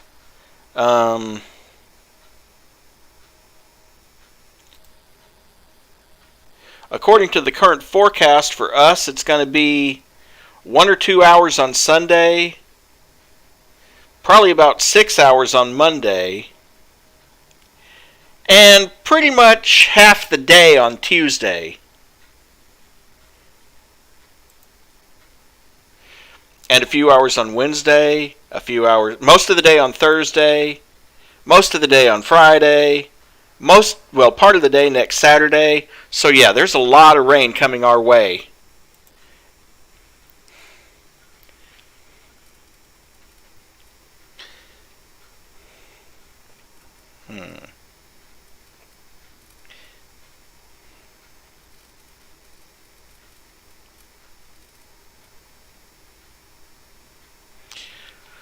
So, increase my inspiration and determination, increase my tech, which would put if I put all 10 points in tech, they'd all be at 50. Same with leadership. Or I could increase my persuade and intimidate. The only way to increase lie now is to put points directly into it. Increase my defense, which at least would get me dodge recovery speed 100%. I don't do a whole lot of melee combat, so blocking isn't something I'm really worried about.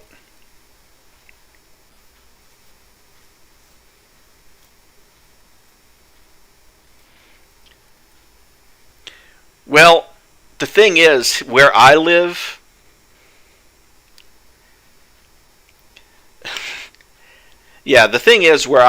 it's always especially this time of year. What's really bad is when it rains in midsummer. Like, we just had weeks of 100-degree weather. And then if it rains on top of that, congratulations, it's not a dry heat. I hate that. If it must be hot, I want a dry heat. Not like I stay dry once I step outside. Walking outside is like stepping into a sauna, or it used to be. It's starting to cool off now.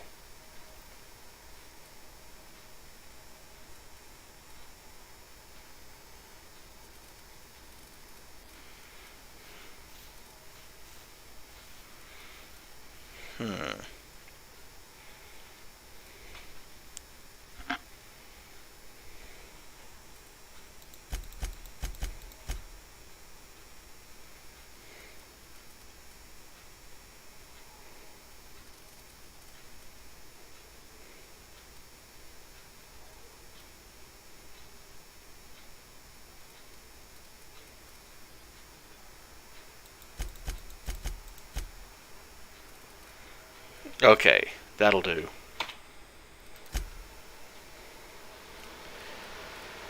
Yeah, well, this character is more of a Han Solo type, designed for charisma and ranged attack. So, I do intend to at least increase engineering, though.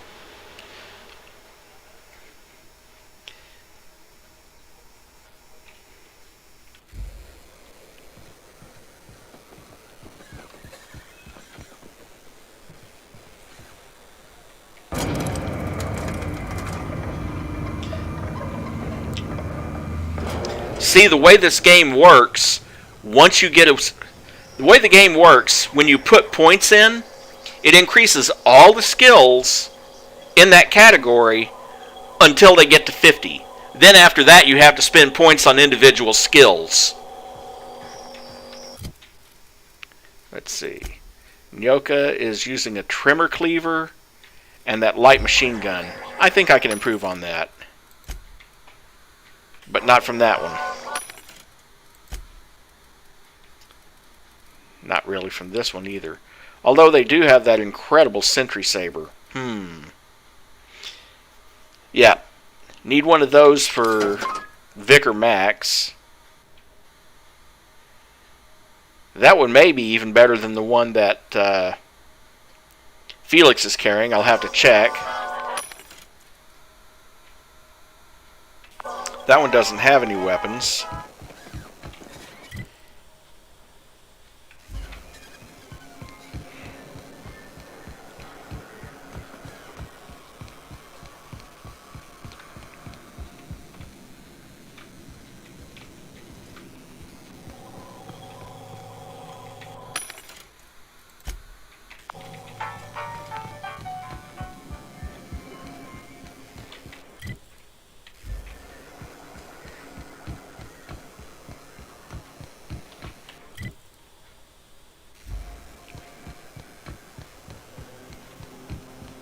Wrapped musk and canid eyes, right here.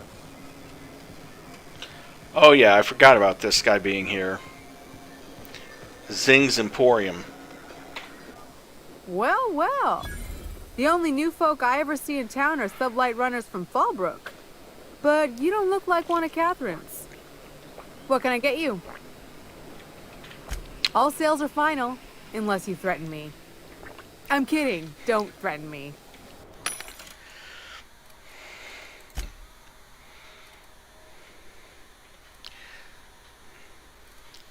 I was kind of hoping for that.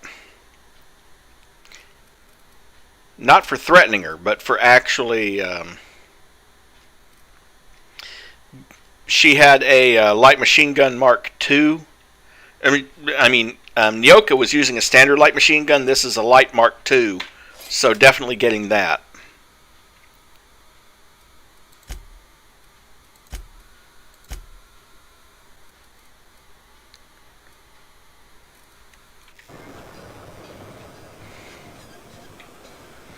And Nyoka. And yeah. Not much of an improvement, is it? From 54 to 58. It's something at least. And what did she have on it? Oh, a mag to power. So it was shooting plasma.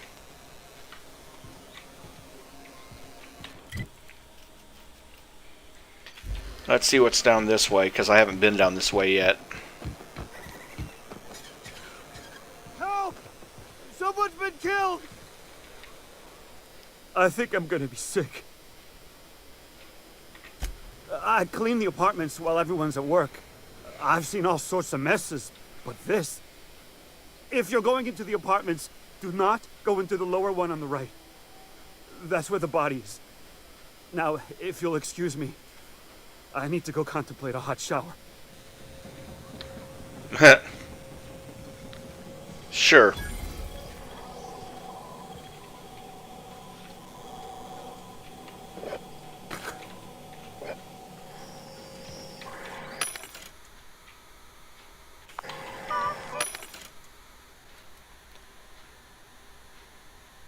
See, if you can't get see, that's actually some pretty good armor right there, that 36.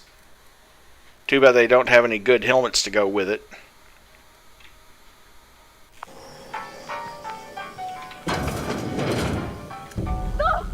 Oh, sorry. Just spooked me, was all. Even Stellar Bay ain't safe these days. What's the world coming to?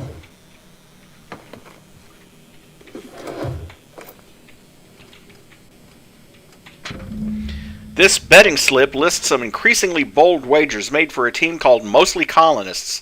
It's from Left Field Tossball Betting.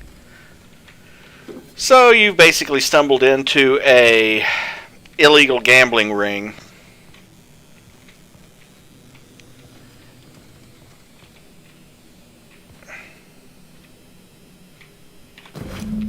Several ragged outfits, all the same cut and color, were stuffed into this suitcase.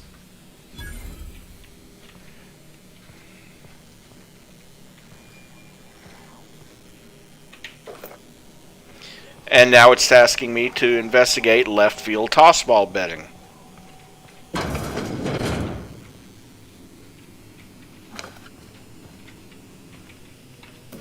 To which my response is, sure. Right after I rob people blind. Well, I could if the marshal's office was actually open. Mr. Nandy, sorry to bother you about this, but something foul is leaking from the apartment upstairs. I don't know what Celia's keeping up there, but she works for you, right? Do you think you could talk to her about it?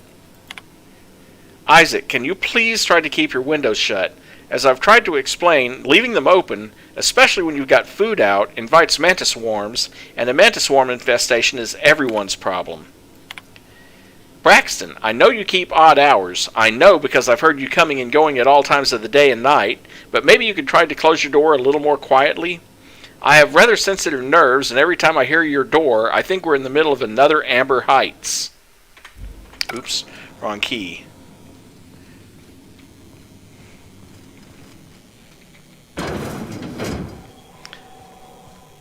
Sounds like another one. To me, it sounds like more of a neighbor that just likes to complain about everything. Whatever you do, don't mention Tossball to Isaac. You'll never hear the end of it.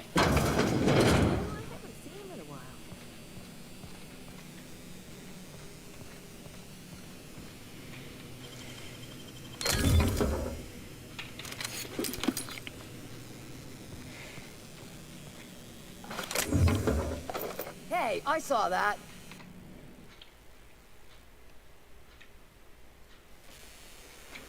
Let's see.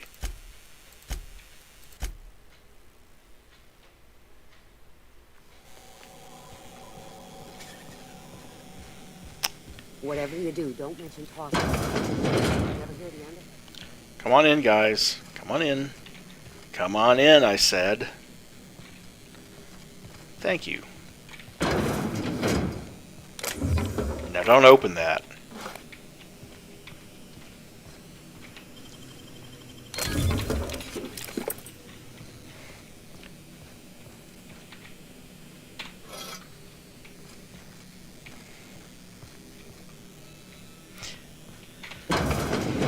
You see, Haptar, the thing about this game is when it comes to taking stuff that doesn't belong to you, the game is very line of sight oriented.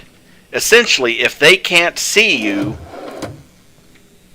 if they're not looking in your, like if they're looking in a different direction, or if they just can't see you because you're hiding on the other side of a pillar, you can take whatever you want.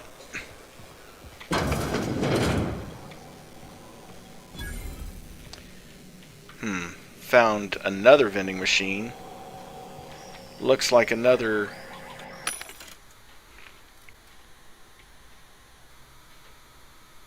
Yeah, there was. But they were sleeping, therefore they couldn't see me.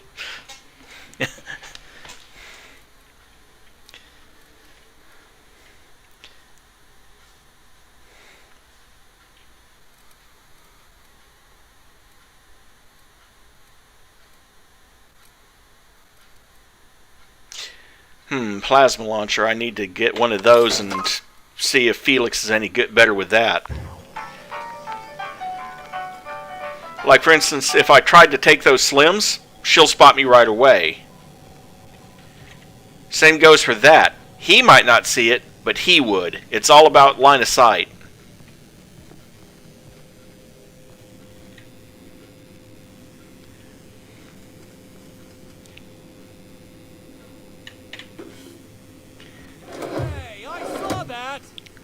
Oh, fuck you. What do you think you're doing?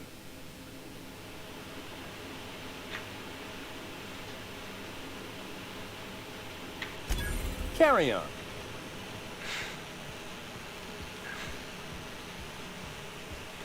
I didn't feel like worrying about it that time.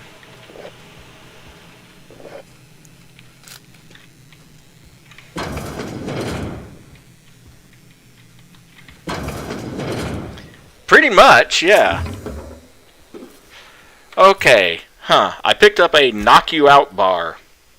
A CCN 76 milk chocolate bar with caramel and pea-free nuts in it. It's time for a KYO. Oh, clever.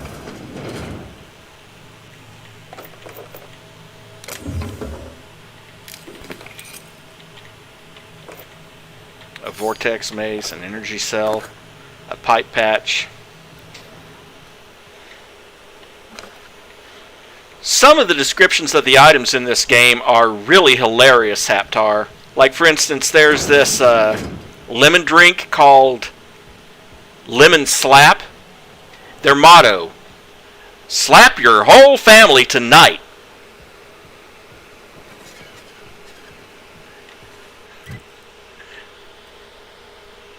I'm like, yeah, where I come from.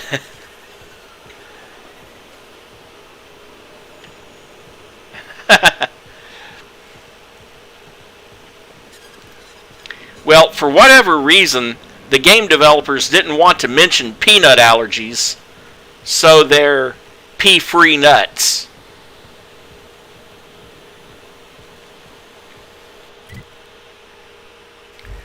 I'm not sure what their justification is, but Whatever.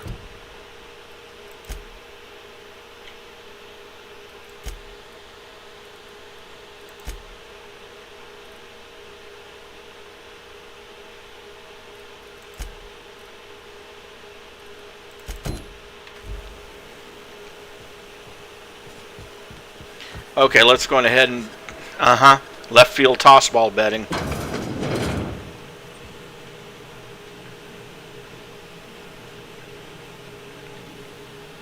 Ooh, you're the new face. Wow, you must be up on all the latest tossball games. So who do you follow? Wait, don't tell me. You look like a Hammersmith Thunder fan. No, Glacial H. Mammoths.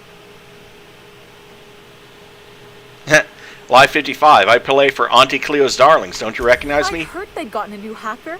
Is that why everyone's making such a fuss about you? But what are you doing on Monarch?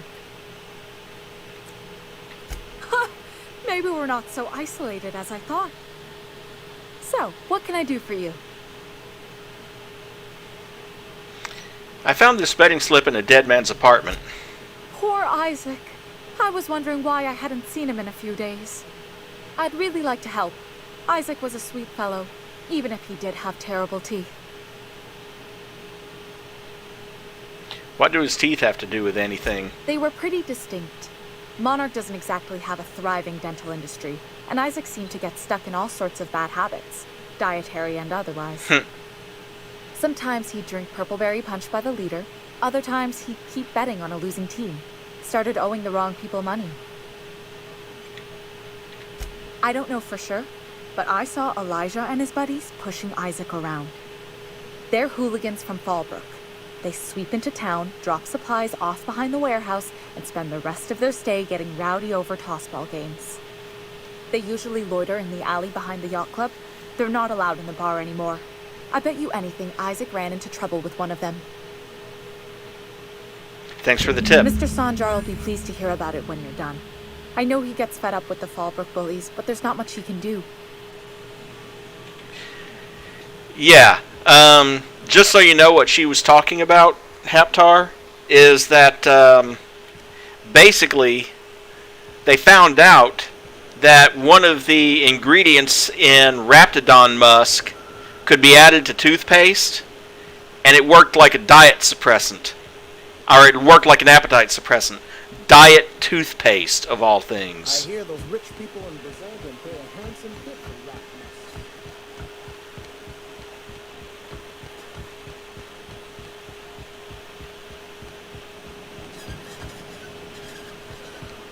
Sir, please, I need your help. I can pay.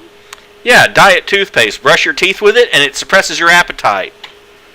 Oh, thank you for stopping. Everyone acts like nothing's wrong, like my little boy isn't at risk of being eaten by some vile creature. Please, you have to help me get my little Tucker back.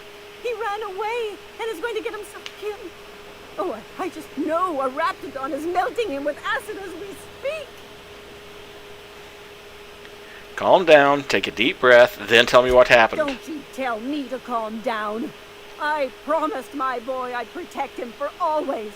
But how can I keep him safe if he's run away? He ran out into the wilderness a few days ago. I warned him about the Raptidons, Mantisaurs, and Marauders, the toxic sulfur pools, and poisonous glands, but he didn't listen. Oh, law, Captain. A youngster won't last long in a place like this. Please, can't we help? You ain't wrong, but if he hasn't made it to Amber Heights by now, there's no saving him. Please, won't you go and find my boy? Why would Tucker run away? He's been pining for an adventure. Says he's tired of living cooped up behind the walls. But he doesn't understand how dangerous it is out there. I warned him. A Raptidon would snap him up first chance it got. I just know one's ripped his arm off and is gnawing on his sweet little fingers. Not if it just dissolved him with acid. To his mama. I promised I'd keep him safe here with me. Where would he have gone? He's been listening to those awful broadcasts that the iconoclasts put out. I begged Sanjar to put a stop to them, but did he? No! And now I just know my boys run off to Amber Heights. That is, if a manta queen hasn't spooled out and eaten his entrails for breakfast already. Or if he hasn't been Queen dissolved Neptune, he with, died by quick. acid. Ought to be thankful for that. Most aren't so lucky. Oh, where's my fainting chair? I can't dig this. Where is Amber That old Heights? settlement, southwest of Stellar Bay. I don't know which is worse, the thought of my son shacking up with the nutty iconoclasts, or that he never made it. Sprats could be nesting in his rotting body alongside the road as we speak. Or maybe marauders got him, pulled all his teeth out, crushed him into their drugs and made him snort them. Oh, the things that could happen to my sweet baby. And for the record, I remember this side quest from the last time I played the game. Her sweet baby is a grown adult. Just saying. Well, I guess I can't ask you to leave the town walls for free. It is deathly dangerous out there. I've got some bits saved up for a rainy day. I'll give you every last one if you just bring my Tucker back to me. I won't even be mad at him running off. You tell him I won't be mad. Those low-life degenerates, leading innocent boys into a life of danger. Oh, they make it sound so exciting. Like it's noble to risk it all out there, fighting for the greater good. How noble is it to worry your loved ones? Not at all, I say. But still they preach their sermons of anarchy and rebellion to anyone who'll listen. If they weren't holed up in Amber Heights, I'd knock them all upside the head. Thank you. Oh, I know he'll be safe now that someone's able to fetch him home. You look for him in Amber Heights, you hear? It's down the road southwest of town. I'm sure he made it that far. I just know it. And if you find any of them iconoclasts indoctrinating my boy, you punch them in the mouths. Tell them what I think of them luring little boys away from their mamas. It's immoral.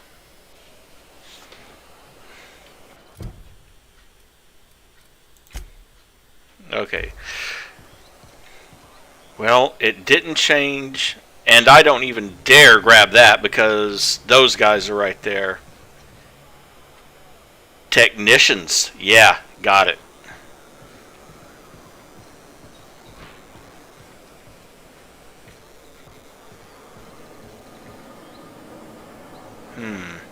Well, one of them's looking in this direction.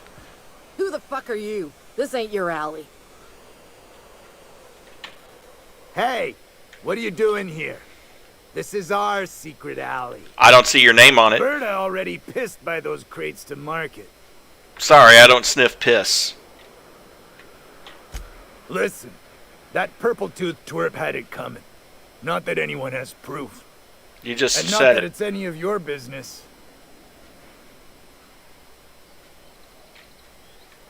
How? That was supposed to go out with the next batch of salt tuna. What are you suggesting, pal? You've bullied people long enough. If you know what's good for you, you'll clear out and never come back. Wow. Most of the pencil pushers around here cave as soon as you look at them funny. Well, I'm not a pencil Fine. pusher. We're going. This ain't worth it.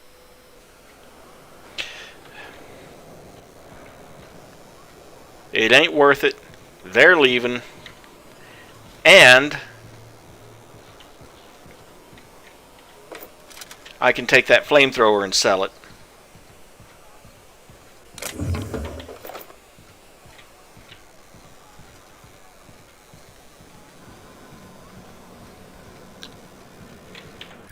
Now let's see. Amber Heights, the Grim Tomorrow. What was it like in Edgewater? I hear you workers were on the clock every available moment. We always got 8 hours a day for sleeping. Just not always consecutive. My condolences. I appreciate consistent wages like any other sane person, but that still sounds awful. At least Sanjar gives his folks weekends. Weekends? Hands of the Void. I used to drop by the bar in Stellar Bay to knock a few back with the folks who had Saturdays off. Don't know what I'd have done with that much time. I was always behind schedule anyhow. Knowing you, you'd sit and be alone with your thoughts.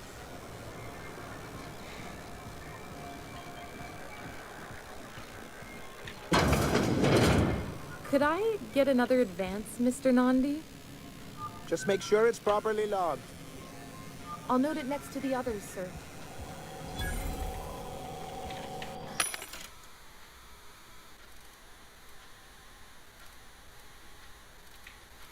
And again, decent armor, but no real, Greetings, and welcome to Monarch Stellar Industries, producers and purveyors of the finest salt tuna in Halcyon. What can I do for you today? Grim asked me to check with you about his tossball poster. You know, sending you is the first bright idea I've seen from that man, because I told him to stop bothering me about it a week ago. I still don't know anything about it, but if you want to help him, Velma's the one to ask. She's in the warehouse. But I'll warn you, Grim wore her patience thin a long time ago. Earlier, I overheard you say you were having money trouble. Or is he not paying you on account of how he tried to fix the thing his own self and busted it even worse, and then said you wasn't fixing it fast enough, so he's docking your wages again? Not that I got any prior experience with such. Not at all. Mr. Nandi treats us all right and pays us well. I just spent most of my paycheck on Raptidon acid. Do you normally blow your money on Raptidon parts? Laws, no. Sometimes it's canid teeth, or mantis worm wings. Whatever Sebastian has in stock, really. Why are you buying so much from Sebastian? So I can talk to him, of course. He doesn't get going about much else. I reckon she's got a little bit of a squish on this fella. He's sort of the strong, silent type. Unfortunately, my apartment's kind of filling up with his stuff, and some of the neighbors are complaining about the smell. Would you? I'd appreciate that so much. Maybe don't tell him I wanted you to ask. Just that you met this really nice lady named Celia, and she seemed... Oh, Mr. Nandi's doing that thing where he breathes through his nose real slowly. I'd better get back to work. He doesn't talk much, but he's got this quiet intensity, you know? Like there's stuff going on inside his head that you have no idea about. Plus, he's got great legs. It's hard to find a man who doesn't skimp on lower body exercises. That's all I need to know. Sorry, sometimes I get carried away. Plus, Mr. Nandi would probably have my hide if I didn't let you get back to work. From the sound of things, he was already doing that thing where he breathes slowly through his nose. What do you think of the unreliable Parvati? There's always something to fix, and it's neat working in the Aether. I hope...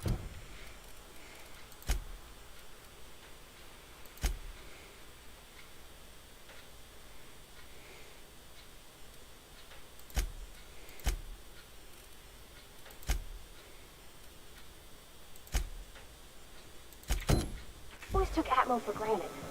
Now, if I drill through the hull, we all suffocate. Hello, stranger. Can I interest you in Raptidon tongue? Or maybe some canid toenails? You look like a man who's looking for some mostly fresh animal parts? Sebastian, you ever get your hands on those pheromone sacs? Manipillars ain't gonna hunt themselves, you know. I must have hunted a dozen, but I couldn't find a single sack on any of them. Must be looking in the wrong place. Manipillars ain't got pheromone sacs. I just told him that so he'd stop asking me for advice. At least I'm getting a good haul of claws in the process. You're in good hands, traveling with Monarch's top merc. Still, if you want any rat glands or manticlaws, I've got you covered. Let's talk about Celia. I haven't seen her in a few days, but I've been meaning to ask her how that Raptidon acid is working out. I hope it's working okay, because no one else really seems interested in this stuff. Wait, I see what's going on. She put you up to this so she could get a discount, hmm? Oh, no, that's not it at all. She's smitten with you. He smited it. Smoked? Smoot? Don't get me wrong. I'd like to give her a discount. She's a real fine lady. Always talks nice and slow, so I understand. But if I give her one, I won't hardly make a bit, on account of no one else having any use for Raptidon tongues. Don't take my word for it. Spend some time with her. I promise she won't ask for a discount. You sound pretty sure. And she is awful nice. Give her a chance. Give yourself a chance. Take her someplace nice. Okay, I'll do it. Once her shift ends, we'll go someplace nice. Maybe to Chef Raymond's. That's the spirit, Sebastian. Be yourself. Between you and me, Captain, I'm not sure Miss Celia knows him too well. But we can hope, right? I want them to be happy. Just a quick little 6,750 experience points. Have you talked to Sebastian yet? What did he say? Okay, but how did he say And it? another Was he excited? 6,750. Or like he was just agreeing to it?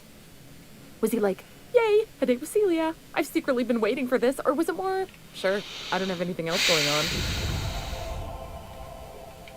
He likes you, Celia. Just don't ask him for discounts. Not to worry. If I never buy another Raptidon tongue, it'll be too soon. Ah, look at me going on. I'm sure you've got other things to do, and Mr. Nandi's giving me that back-to-work look. Anyhow, thank you. 375 bits. Well, new business turns up at last. Celia, didn't I tell you our new statistics-based advertising model would be a hit? That you did, sir. How can yield improvements of 26.7% not quicken the pulse? How can 32% cost savings not moisten the loins? Ew. You've often posed these very questions. Clear my schedule. This newcomer has a meeting with me. That's very generous of you. Celia, will you make a note of that for my self-review? Very generous. Noted. But not so generous I can't drive a good bargain. Now, who sent you? Rizzo's, perhaps? Or Auntie Cleo herself? Out at Devil's Peak? If you're headed that far, I see you've brought the right woman for the job. Damn right. But if you're here for him, I suppose that means you aren't here for Saltuna. Take a good look at number 3. I'm not going to read that aloud because of the cuss words, but still.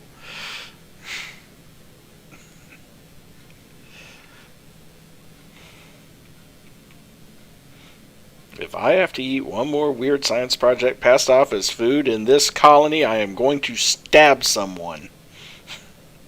Hey, it could always be both. Now, there's no need to humor me. I'm used to this particular letdown. Seems like you're having a rough time, Mr. Sanjar. Are you doing quite all right?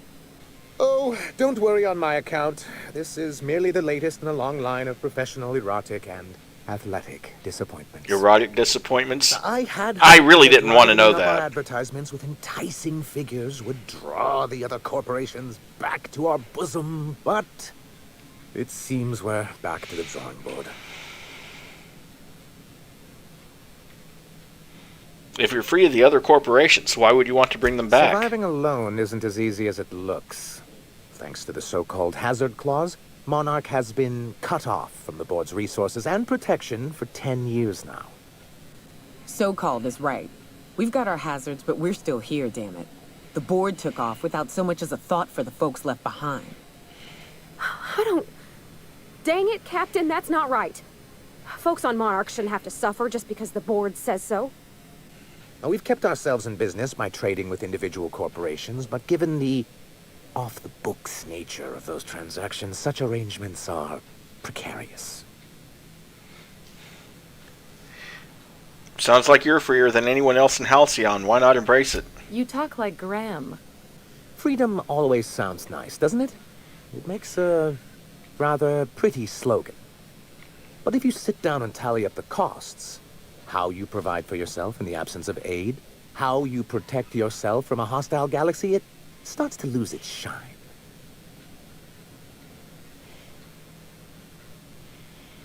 So what do you mean to do about it? Well, Mr. Nandi here has a rather ingenious plan to get MSI restored to the board. On our terms, mind you. But will that help the people here, Mr. Sanjar? Keep them fed and safe? That's precisely what I'm trying to do. And if our advertising scheme hasn't borne fruit, then perhaps it's time we took matters into our own hands. It's true, our Celia is an alarmingly competent middle manager. At any other company, she'd be wasted in data entry. The plan she refers to is a two-pronged approach, and the first part involves seeing Stellar Bay properly defended. Fine, but how do you mean to do that? With a Bolt 52 cartridge, of course. If you can get us what we need to rejoin the board, starting the Bolt 52, we'll be able to become one of the most productive and secure cities in Halcyon. And you'll have a powerful ally on the board.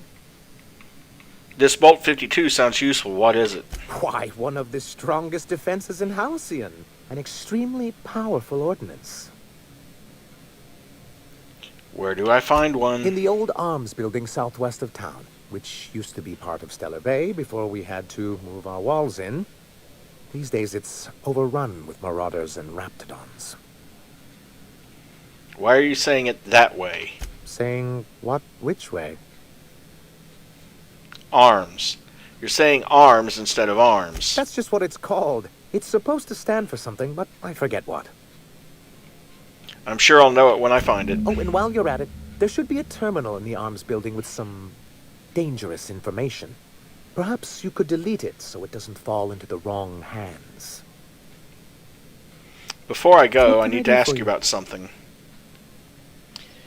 Isaac Rose is dead. I found the people who killed him. Terrible. What happened? It was Elijah and his hooligan friends. I ran them out of town. I'm glad to hear you've dealt with them. They've been causing quite a bit of trouble around town.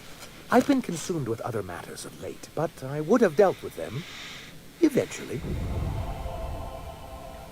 Of course you would have. Of course I would have. Still, your intervention in the matter is much appreciated. Please consider this payment for your services. 625 cartridges and 21,000 experience points is not shabby. I see. And was his delivery of the MSI authorized greeting up to snuff? He did a bang-up job. Well, that's excellent. I'll see that your feedback makes it into his review. What else can I do for you? I have questions about MSI in the good old days. It's good that I keep such meticulous notes.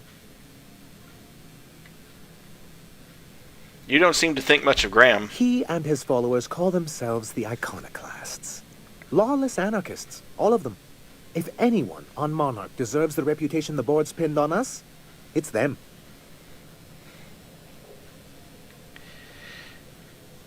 Maybe you should give them a chance.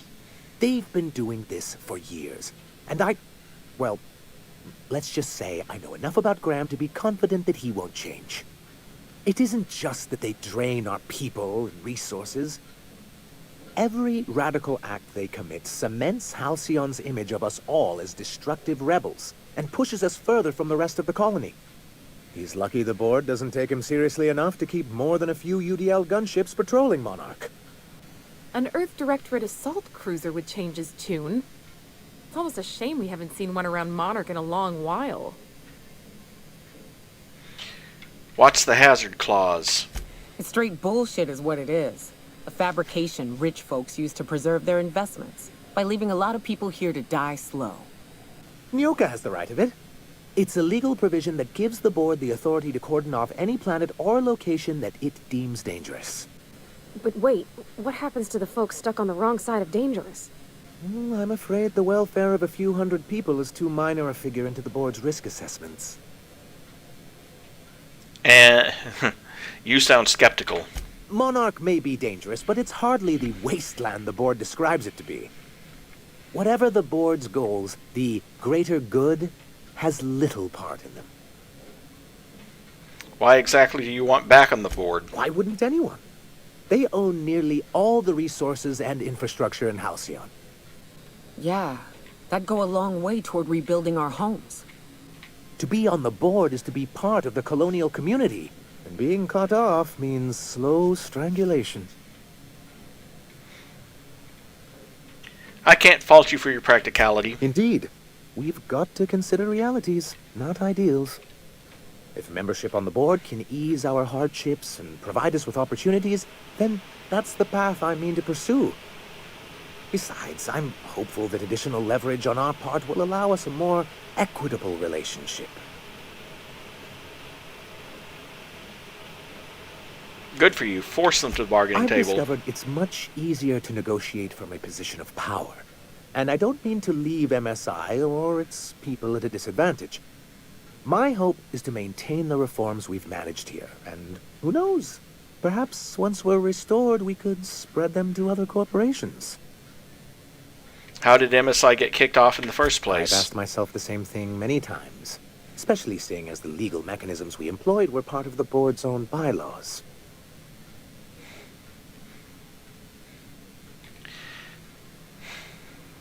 Do you mean that you initiated your own removal from the board? Not intentionally, though that's technically true.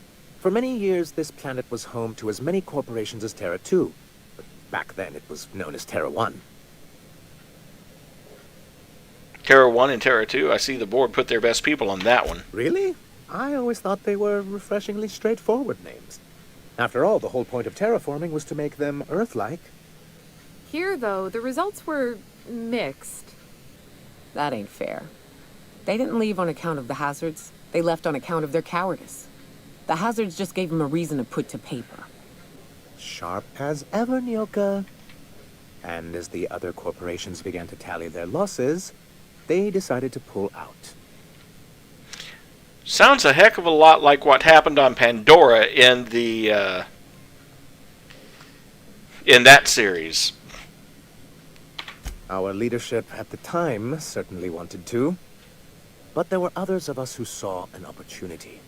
The chance to improve working hours and conditions, to reform MSI from the ground up. It's humane, but it's also good business sense. Exhausted, sick, and malnourished workers are not productive workers. Even a cursory review of the data bears that out. I hope you'd treat them nice, whether it was good business or not, Mr. Sanjar. That's what being a community means. Treating people right, because it's the right thing to do. Here, here. That may not be the way the colony works, but it damn well oughta. A noble thought, Miss Holcomb. Unfortunately, noble thoughts rarely sway board policy. Anyway, we learned of a loophole in the corporate bylaws that would allow MSI to claim ownership of the entire planet once the other corporations pulled out, creating the perfect environment for us to enact these new reforms. I take it your leadership didn't embrace your ideas, or using the board's own tools against them then. Clever. That's what I thought. But the senior executives laughed in our faces and insisted we'd be relocating to Terra 2 along with everyone else. And yet, here you are. Or, I hope you gave them the finger. In a manner of speaking, many of us stayed behind, in an act of quiet but firm defiance. As the most senior executive remaining, I ended up in charge of what was left of MSI. I moved forward with our planned reforms, as well as our strategy to assume ownership of the planet. Yet not long after I renamed it Monarch, the other corporations dislodged us from the board and began an official campaign to paint us as lawless savages. That's low, even for them. I don't think I realized how far they'd stoop.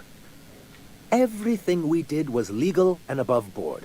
We followed their rules, and yet they still found reasons to declare us outlaws. I do think there's something useful in a governing body like the board. Something that keeps us from anarchy, but I dearly wish it functioned differently. What can I do for you? I have to admit, as far as authority figures in this game goes, he's not half bad. A little bit idealistic, maybe.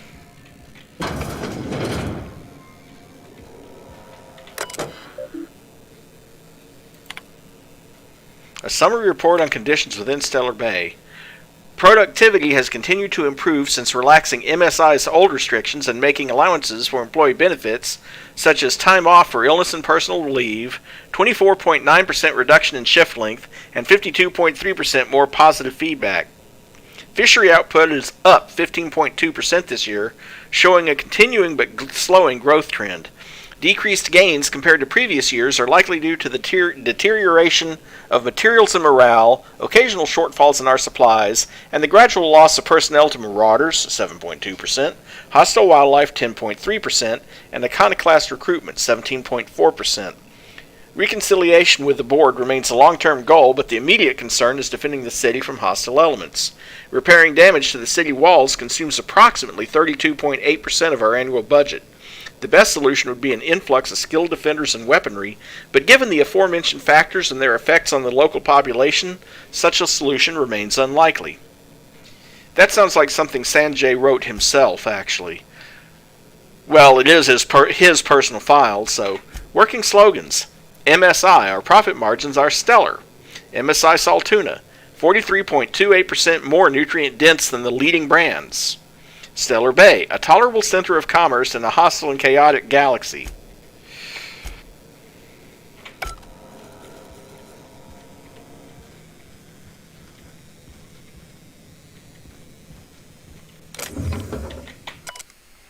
Note to Otto. Otto, I've been checking your hours and you're well past due for some time off. Why don't you take a few days?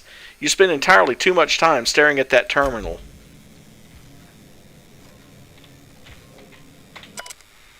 Notes for revisions. Your report looks excellent. The numbers are front and center, and you highlight our recent production gains nicely. One small adjustment. Could you increase the page margins by 17.3%? I want them to match the formatting of our other reports for maximum readability.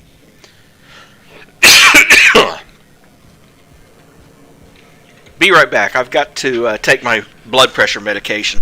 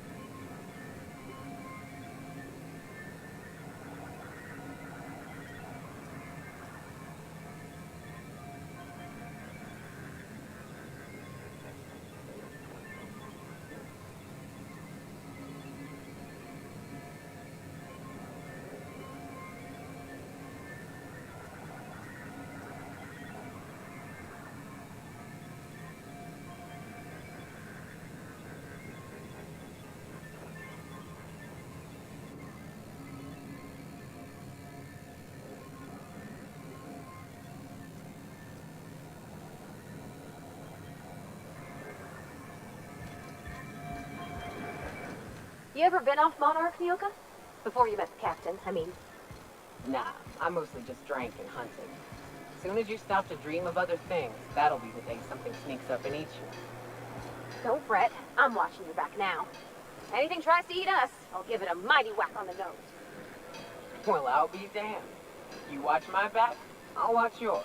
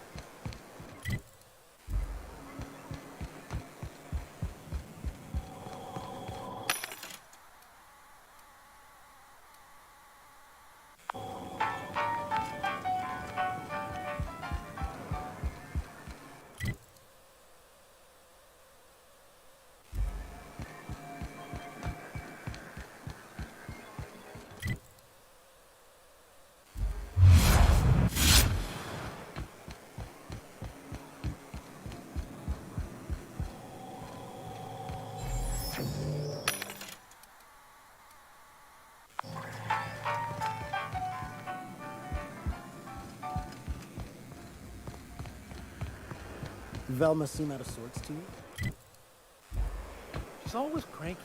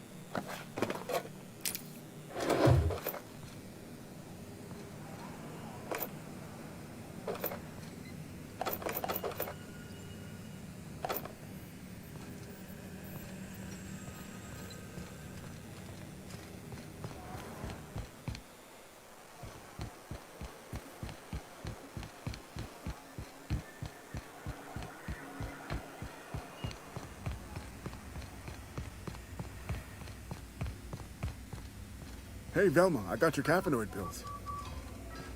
You're a lifesaver. Hope Abigail...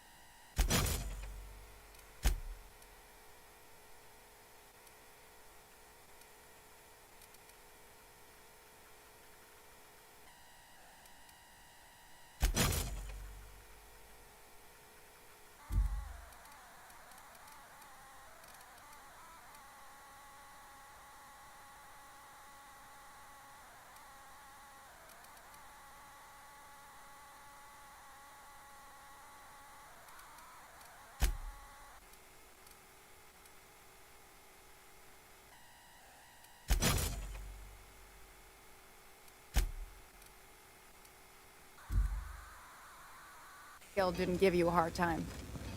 Just the usual. Any word on Braxton? Nothing. Don't know how much longer I can cover for him either. Give me those pills, will you? Here you go. You know, you might consider a real night's sleep instead. Look, you can tell Catherine the new shipment will be ready when it's ready, all right? She's welcome to come up here and pack boxes herself if she's in such a hurry.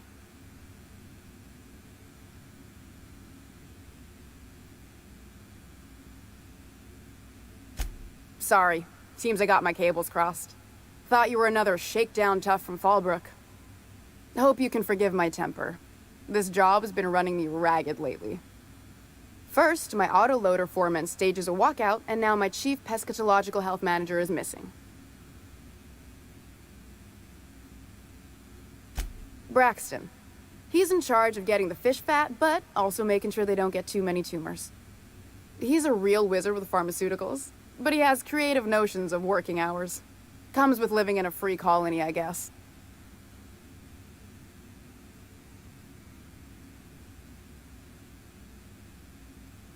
I can't keep working double shifts either.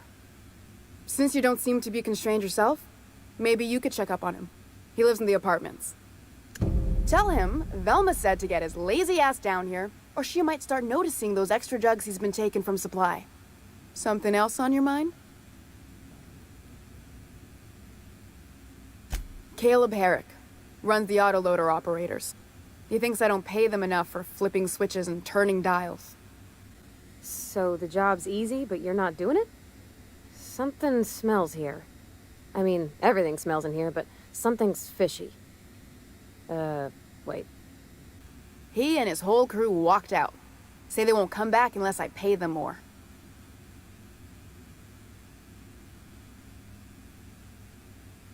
You mind slapping him around a little while you're at it? I'm joking. Mostly. Unless you can do it without hurting his job performance. If you can find a way to get him back to work, I'll make it worth your while. Check the yacht club. He's usually there.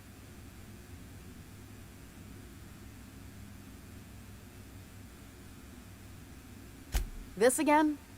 I swear, this is the last time I contract for any special requests.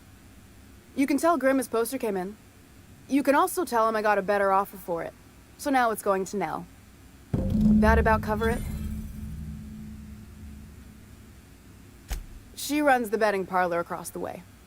Nice professional lady. She asked me about the poster once. Just once. Made a real generous offer, too.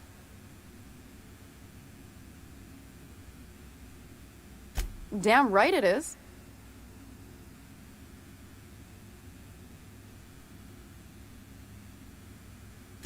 Sure can. If you want to pay me more than Nell's offering.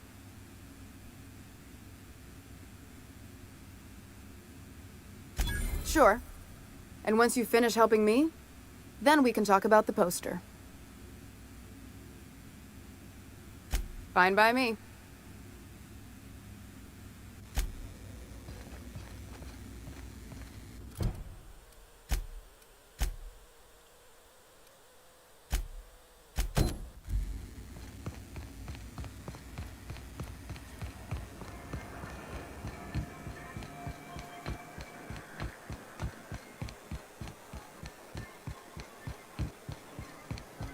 So the ship talks?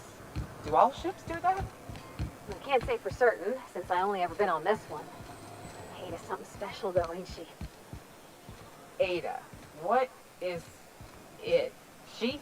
It? I'm a bit fuzzy on the details. Used to be I thought she was a simulated intelligence. You know, a long series of commands telling her how to react to certain inputs. You used to. What do you think now? Well, I worked with a lot of machines. Brought Ain't none of them like her. They can be pretty smart, but mostly they're rule books with a voice box. Might improve Ada's different. Yeah. One of life's mysteries, I suppose. I don't trust it. If it crashes us into a star, I'll be a mite upset.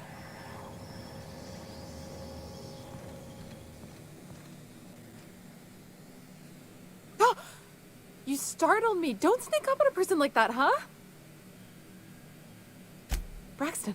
I've never even heard of a Braxton. Got nothing for you, sorry.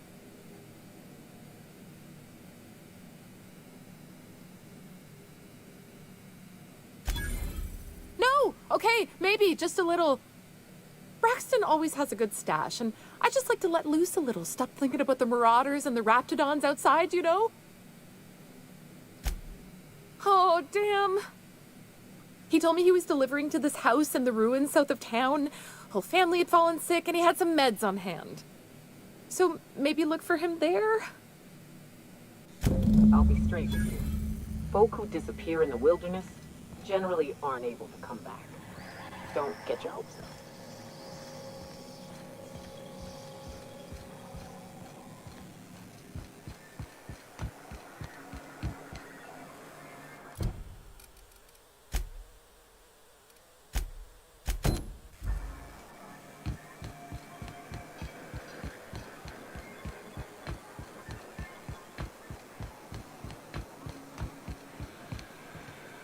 I wonder sometimes what they're doing on other colonies.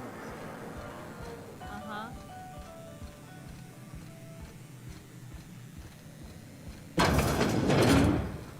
You're not listening to a word, are you? Look, my back aches and everything. I just want to enjoy my life.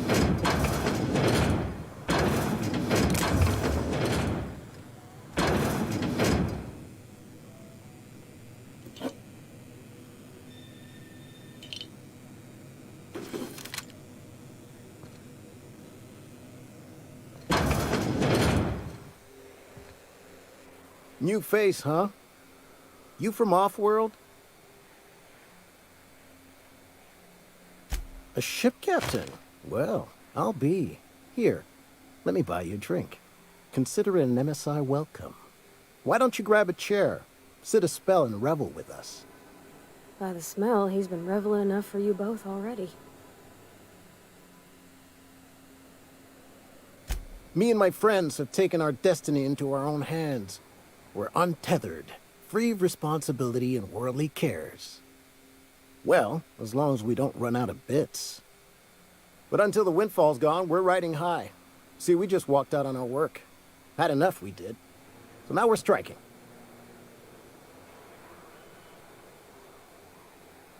It ain't any one thing but the sum of it all, having to work longer shifts for less bits. And the wages we do earn don't cover as much as they used to. Our supervisor, Velma, goes on and on about quarterly profits and meeting quotas. But that ain't what Sanjar promised us. Velma refuses to negotiate, so we're refusing to work. We won't go back until she agrees to pay us fair and proper. Us on Monarch, we're free from the board, you know? We have the right to lobby for better hours and pay. Sure thing. What did you want to discuss?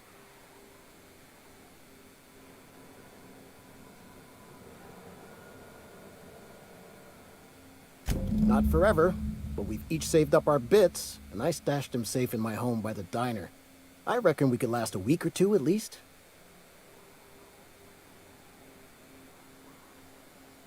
If I knew that, I'd have tried it. Talking reasonably got me nowhere. Maybe you'll fare better. The others wanted to blackmail her, but we're above that. Besides, them are just rumors. We got no proof they're true. I would never endorse such an untoward tactic, you know, but, well, there's rumors that Velma's taking a cut off the profits. So far it's just gossip, you know, but if there was any proof to be had, it'd be in the Saltuna warehouse, I reckon.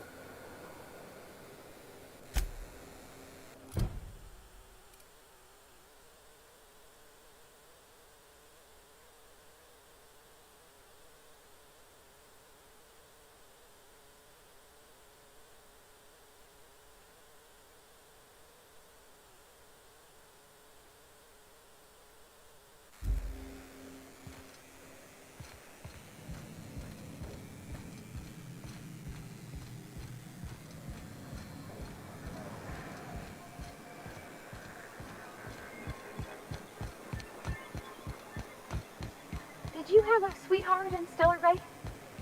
I had a fling or two, sure. But on Monarch, relationships ain't usually meant to last. A lot of fools tried to impress me, feigning bravado in the wilds, thinking they'd catch my attention with their stories. It was cute. Not so cute when their act got themselves munched. You know what's sexy? Conquest. You know what ain't? Disembowelment.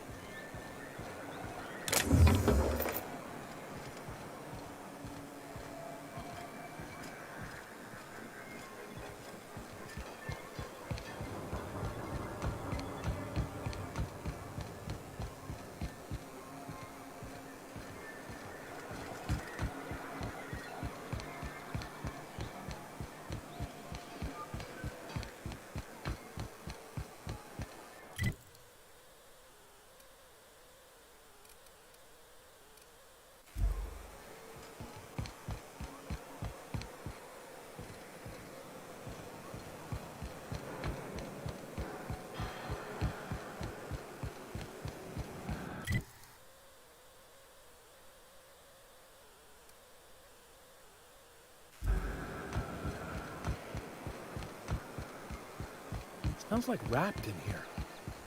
Oh, it does work. I bought some musk from Sebastian to cover up the saltiness. Trust me, this.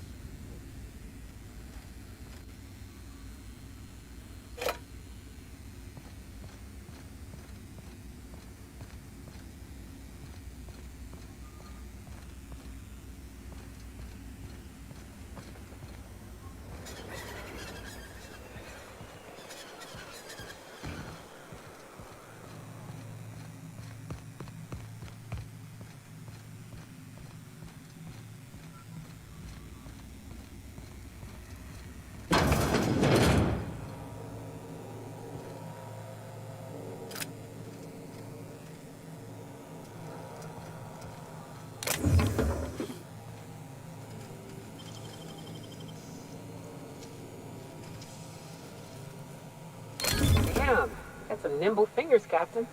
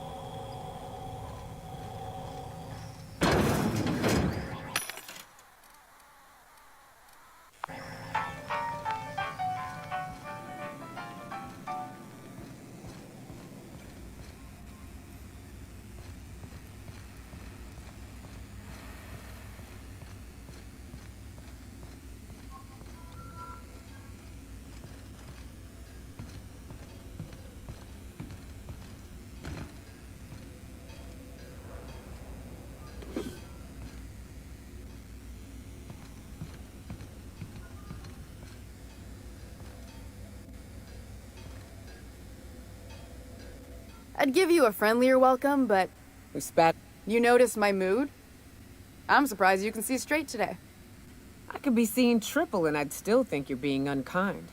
I just might find it funnier. Will you try wrangling half a ton of dead fish with decades-old equipment and see what it does for your disposition? Anyway, what do you folks need? Stealing's such a nasty word. Let's call it skimming. And yeah, let's just say I've noticed the sterile biotics we use for the fish would get used a little faster on Braxton's shifts. We're not like those corporate towns where you get fined for sleeping on the wrong side of the bed. Besides, the Spacer's Choice stuff we use is cheap enough. And Braxton knows how to get this all tuna, fat and mostly tumor-free. Something else on your mind? Unless you're here to tell me he's agreed to do his job again, I've got nothing to say.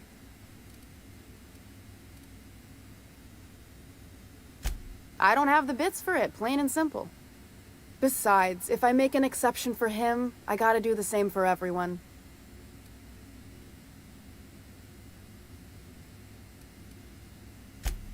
Hard workers? They turn dials and flip switches. The machines do all the actual work. I'll wager she don't pay those folks that maintain the mechanicals decent neither. Caleb and his crew have it better than anyone else around here, I'll tell you that much. If Caleb wants to keep this job, he'd better get back to it. I'm about ready to hire sublight contractors at this rate.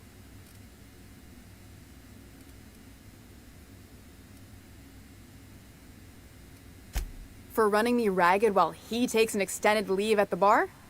Not on your life. Maybe so, but I bet you Caleb runs out of bits first. Then he'll have to come back. He says he's got a stash to tide his crew over. Could be he's all talk, but if the money's real, I bet you he keeps it at home. Near the diner. You'd steal from your own people? That's low, ma'am. That's business. Someone's got to keep the lights on. Fine by me. Sublight boss out of Fallbrook. Handles most goods that come in or out of Stellar Bay. Has a mouth like a Ground 6 spacer.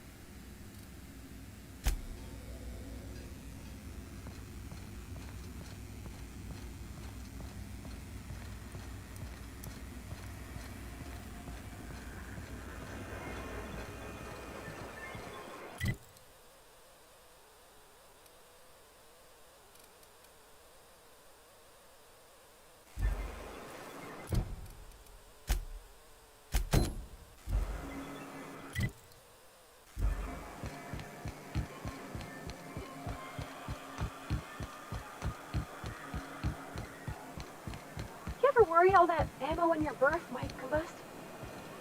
Wait, it can do that? All it takes is a little bit of black powder next to a lot of bits of fertilizer and one real hot day, and I've seen it happen. I don't know what's more unsettling. The concept of my ammunition spontaneously combusting, or the fact that this is the kind of thing you think about on the regular.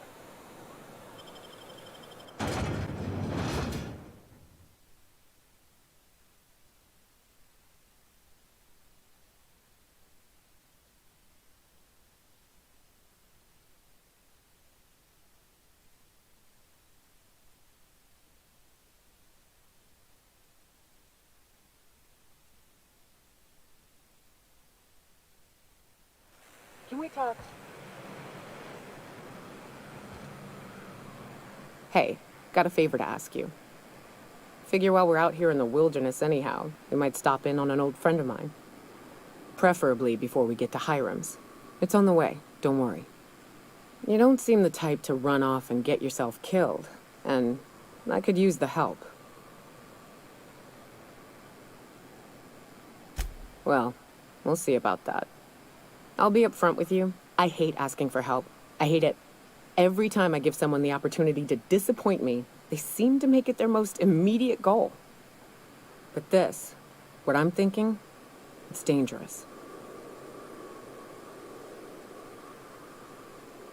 Really?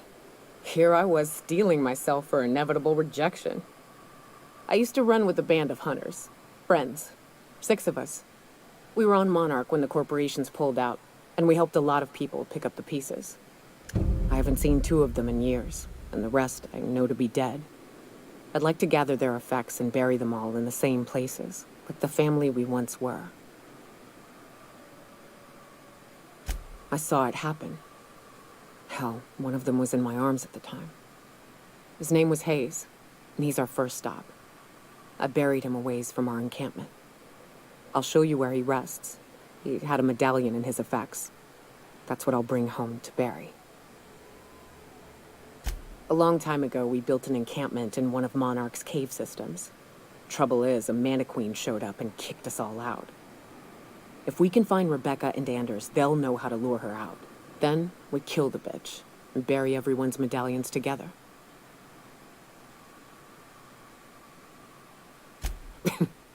Thanks, Cap.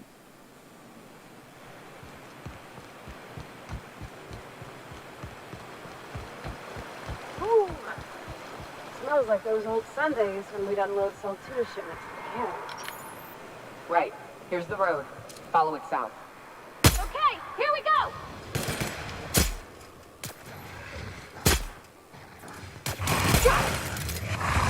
Please stop, Pat! Don't mess with us!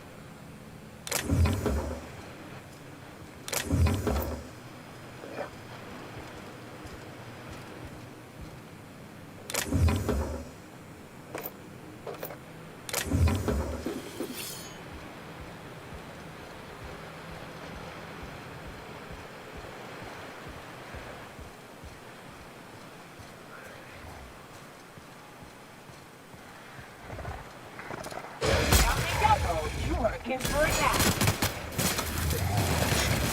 And that's how it's done, Captain.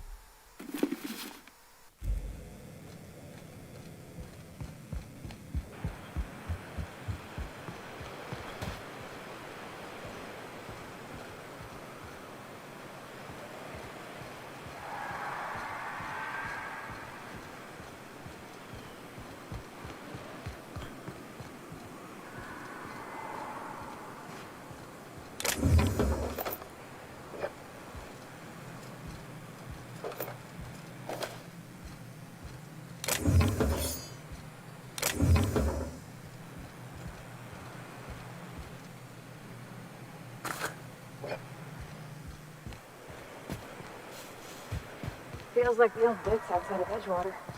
Here they come!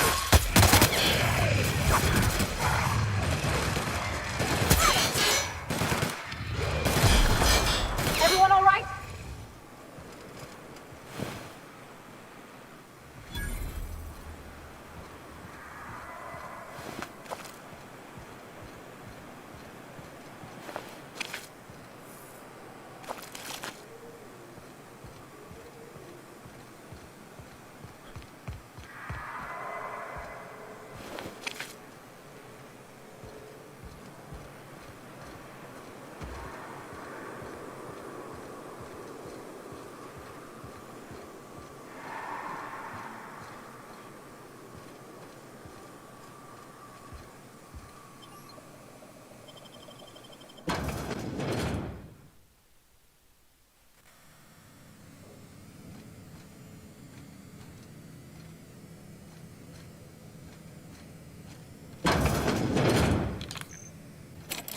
A visitor?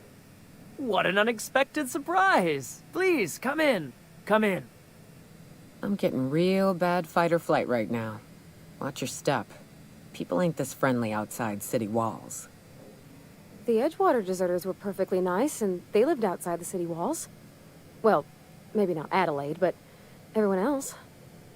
That's the spirit. Now come in. Make yourselves comfortable. I'm afraid we don't get many visitors out here. The Raptidons and Marauders scare off all but the boldest. And if you've braved them, you must be exhausted. Why don't you stay for dinner?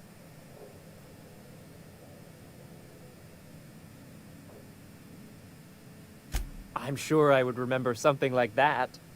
Now, quit fretting yourself about that. Make yourself at home. Dinner's almost ready. Something ain't right about this.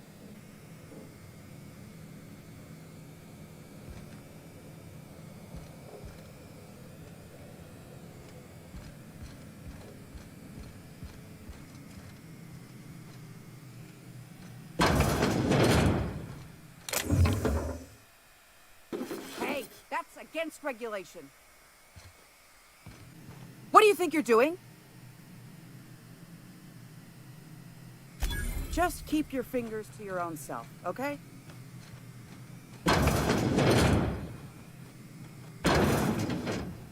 Hey, what are you doing in my room? Liar! You're trying to steal the last of my rocket candies, aren't you? The ones that come in a bottle with a rocket ship on it. Like the other man used to bring. I'm not telling you.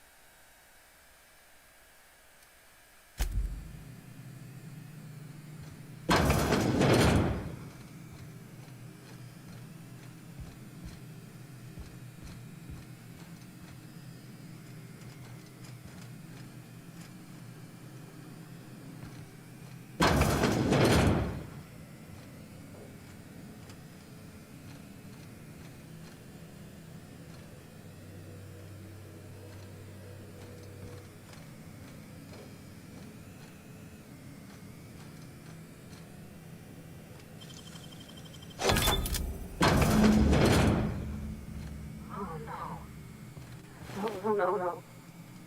These sulfur-sodden assholes. Ain't enough that the rats eat everyone? Now people are doing it too?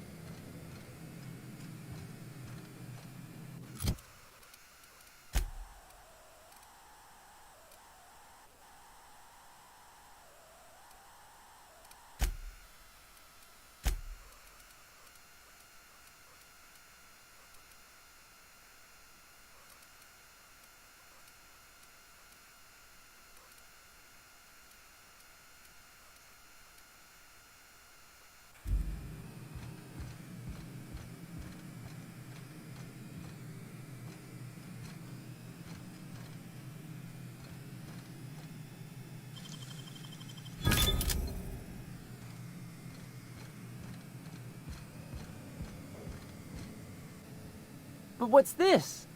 You're tracking blood into the kitchen. Oh dear. You've been nosy, haven't you?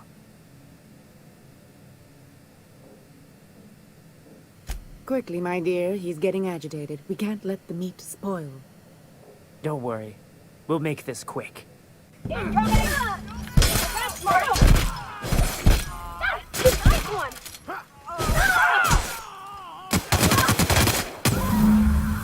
They deserve to die so quick. How can you explain this to folks? Everybody with missing family will wonder if these people...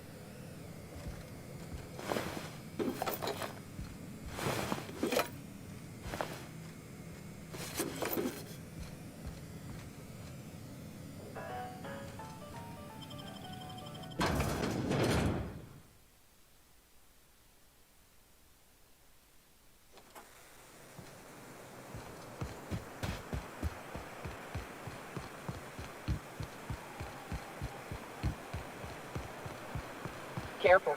Only things you'll find in the ruins are liable to shoot you or eat you. Or both.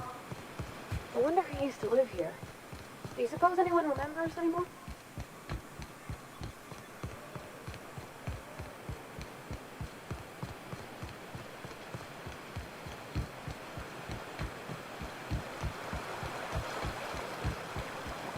Good old Stellar Bay.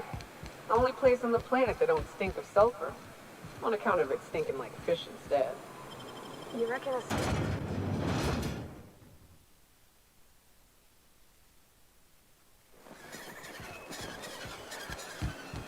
What job did the board assign you when you came of age? Bet it was something real neat, like professional flexing. Wilderness patrol. Plenty of folk traveling on foot out there. Even back when there were roads. I protected them from rats and the like. Gosh, And here I was jawing about how I was watching your back. I'm probably more like to get in your way. Everyone needs someone watching after them. Even me. Even if I ain't keen to admit it sometimes. I'd give you a friendlier welcome, but I'm up to my elbows in salt tuna guts. Gosh, this old girl's in a rough way.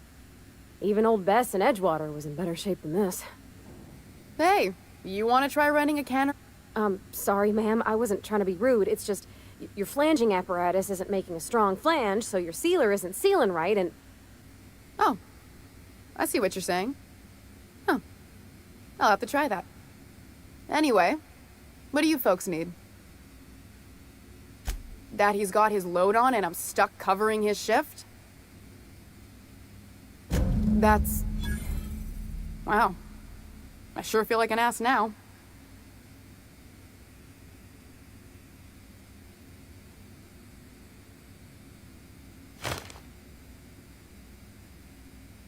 Yeah, I wouldn't wish that on Catherine herself. Still, it's good to know what happened to him. And that I ought to start looking for a replacement. Something else on your mind?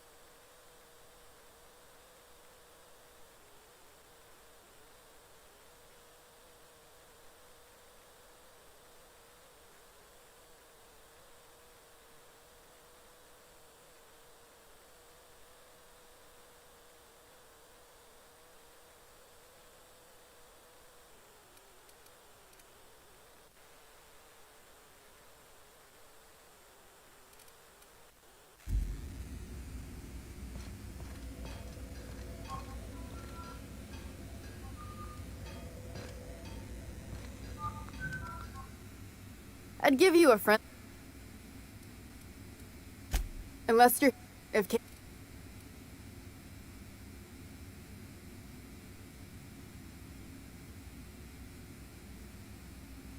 I don't even want to think about that. Or how far behind Braxton's loss alone is going to put us. Fine. Tell Caleb he and his team can have their raise, but I need them back here immediately. Something else on your mind?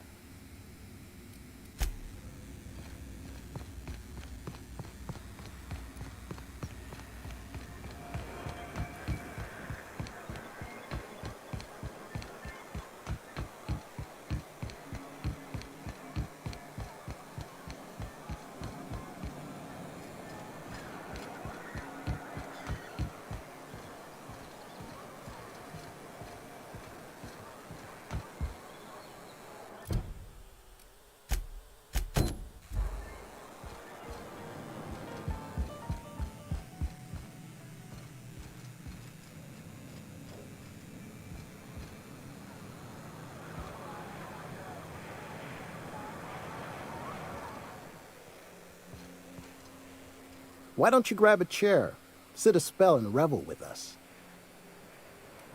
Sure thing. What did you want to discuss? How'd you manage that? Wait, never mind. If I question it, it'll turn out not to be true. Besides, I never follow how you got Velma to part ways with a bit card of her own accord. Here, take this as compensation. It ain't a lot, but I hope it shows how much we appreciate all you've done. Now, me and my friends here better get back to work before Velma blows a fuse.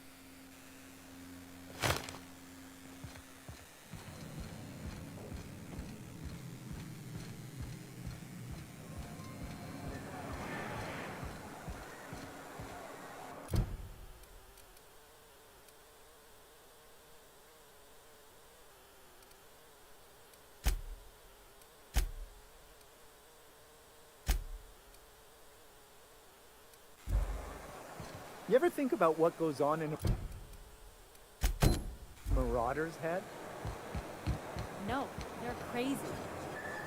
But they still manage to feed themselves. Have you had time to check on that poster yet? I keep wondering if it's come in.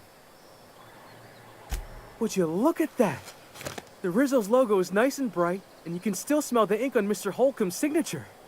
I can't thank you enough. Still, you can have the bits I was going to spend at the bar this week. And you know what? Take my old tossball blocker, too. Never get the chance to use it these days.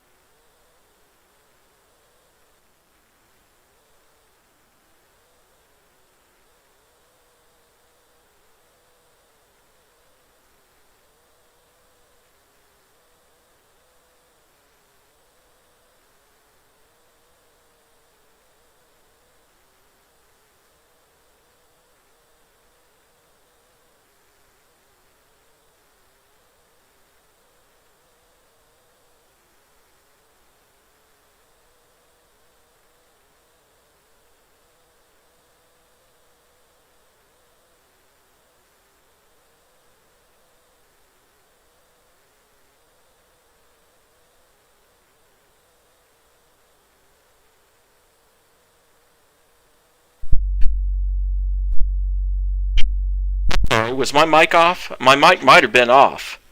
So, as I was saying, at this point, do we continue with this, or do we take a side trip to handle the DLC? Because we're going to have to come back here eventually anyway.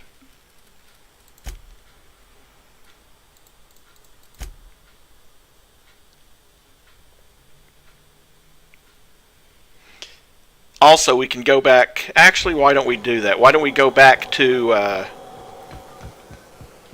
the Groundbreaker and let the Doctor know what happened to Dr. Irian.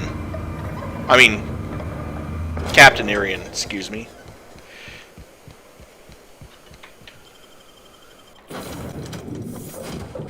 First thing first, back to the Groundbreaker.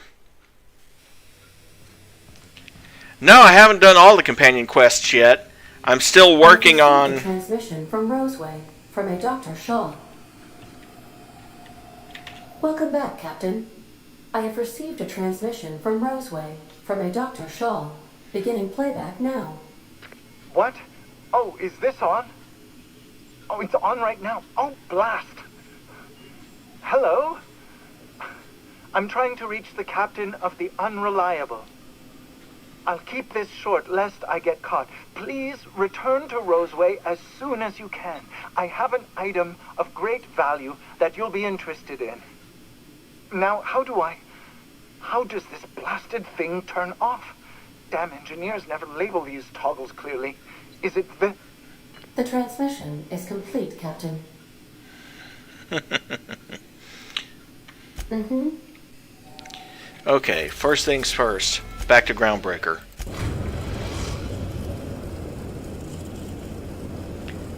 Destination reached. The Groundbreaker. Yeah, I think what happened is I turned my mic off because I had a coughing spell. And then I forgot to turn it back on.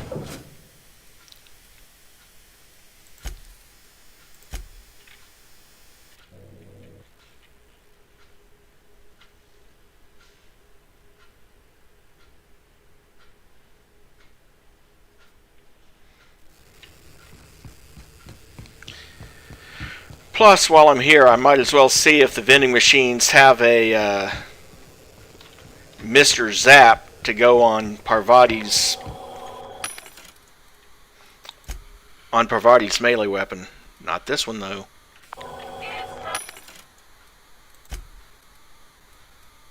Not that one either.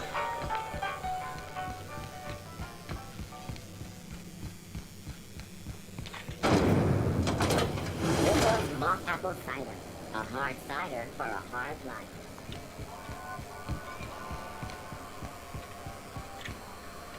Good to see you again. Let's see. Yes. Expensive, but I can afford it. Got that Mr. Zap that I was wanting for her. Oh dear. Grenade Launcher Mark II. Might be better than the Plasma Launcher, I'm not sure. But I might as well buy it and compare it to what Felix currently has. Which, fortunately, he's with us right now. So, 238 versus 412.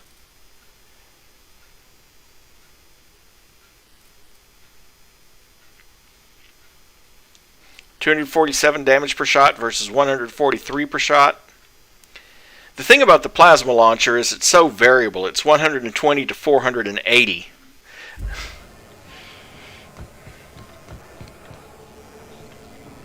Anyway, now that I have the Mr. Zap that I wanted, let's go to the medical bay.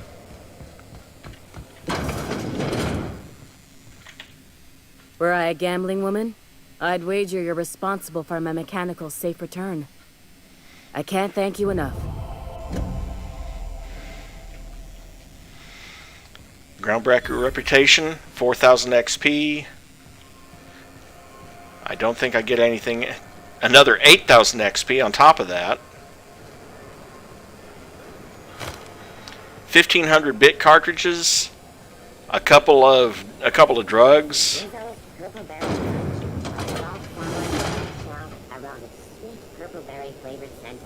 Suck it, chew it, you can do it.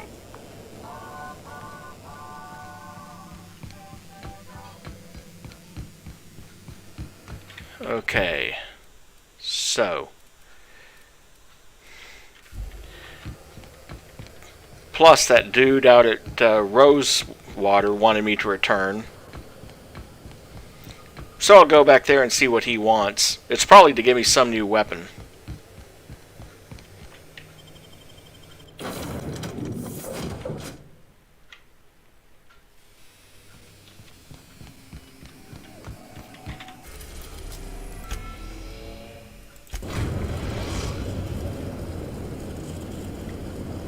We're now in orbit above Roseway, Captain.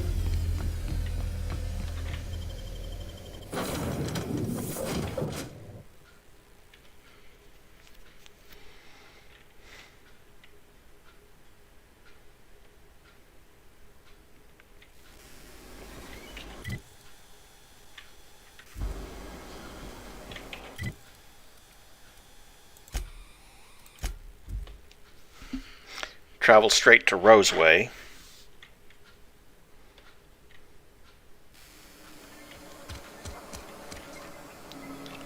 And let's see.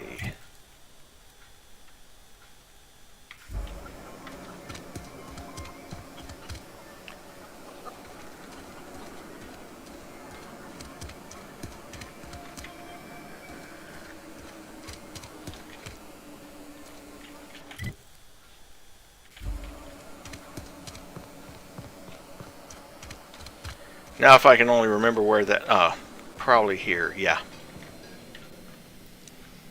Ah, I remember you. You must have received my wireless. Thank the law. I went to great risk to send that. I did. What do you mean by an item of great value? Aha. I knew that it'd entice you to return to our dangerously unprofitable township. I asked you here because I have a working prototype of the Altinature, Auntie Cleo's very first weapon. I'd like you to have it before it gets confiscated. The schematics you fetched for me lent themselves well to the creation of the beauty you now possess. Unfortunately, Auntie Cleo R&D felt otherwise. The market's already saturated, they said. Weapons are everywhere. They aren't interested in mass-producing the Altinature, which makes this an illegal prototype weapon. Given your unlawful proclivities, I thought it'd be safest with you. So here we are. I'd rather see it in the hands of a free agent than destroyed. Sorry to hear that. I'll be sure to put it to good use.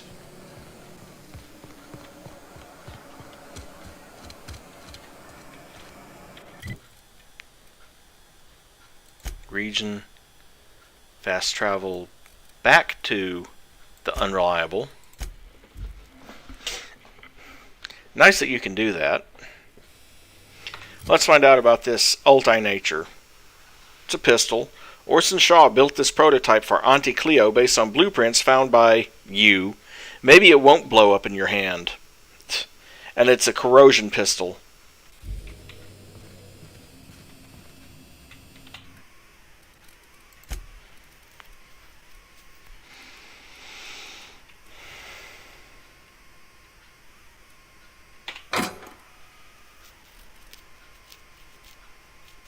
And that ultimatum isn't a unique pistol, but it was still from that same quest line, so I'm going to keep it.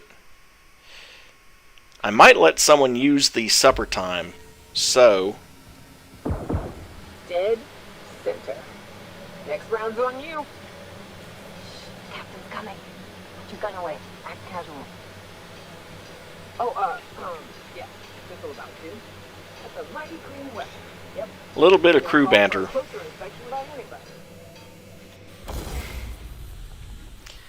So. Yeah, they changed their tune rather quickly.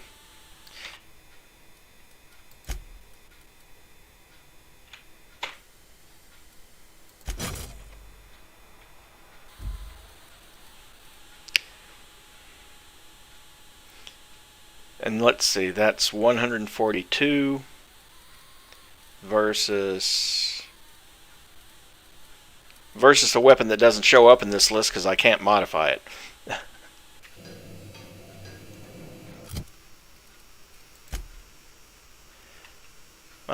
Ellie, of course. Well, it's not much of an improvement, but it is an improvement. Damage 75 versus that might give it to her. Felix, on the other hand, oh, let's see. Definitely give him the grenade launcher. And then tweak that.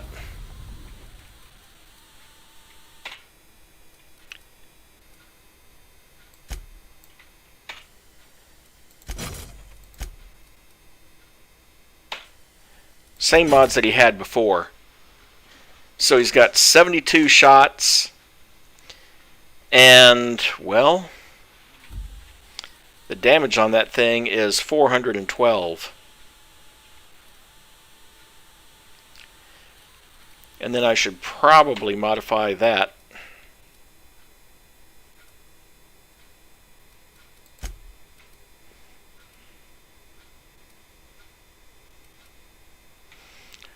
Gyro sight to reduce the spread.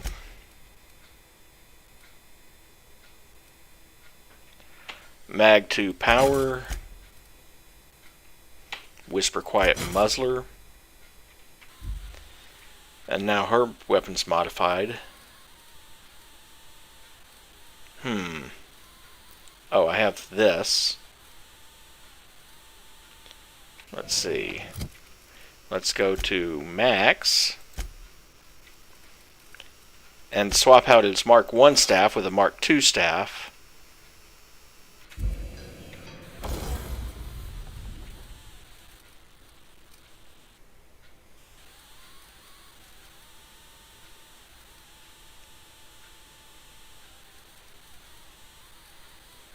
I was right.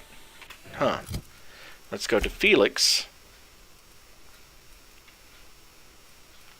And we'll take that other Pro Tossball blocker. Put that in there.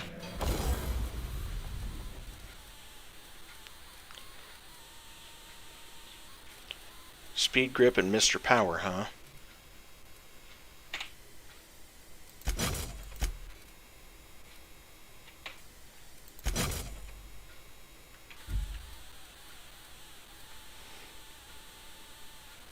And then his original staff had a Mr. Zap.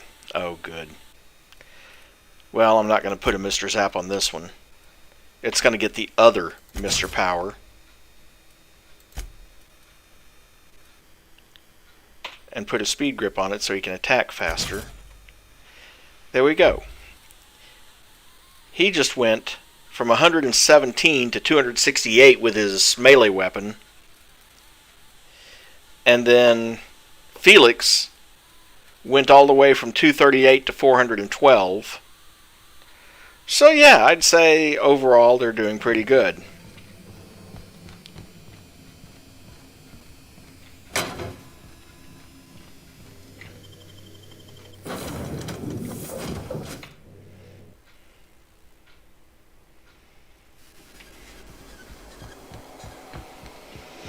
Go down here and sell off the excess junk real quick.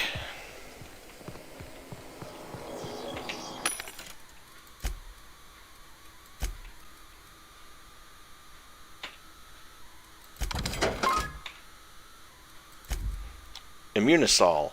Multi-spectrum antibiotics and convenient injection packaging. Don't be crabby. Get jabby. And sell some of this excess Adreno.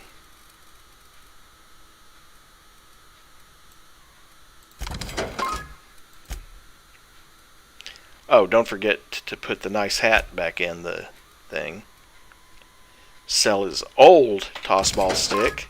Sell the old grenade launcher. The old telescoping staff. Oh, that's right, I forgot about the assault rifle Ultra. I'm going to have to take that.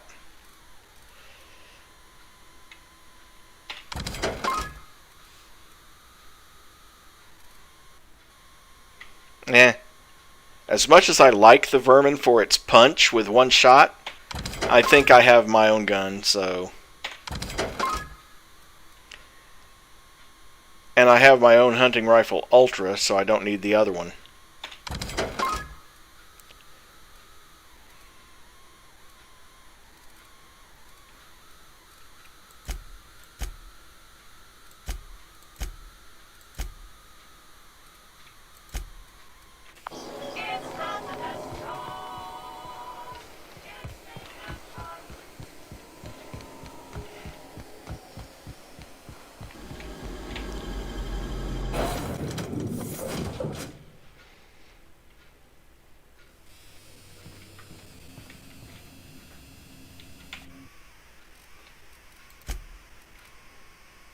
Transfer the supper time.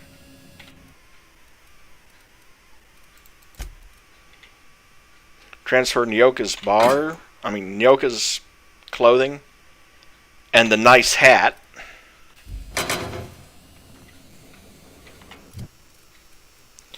Skills.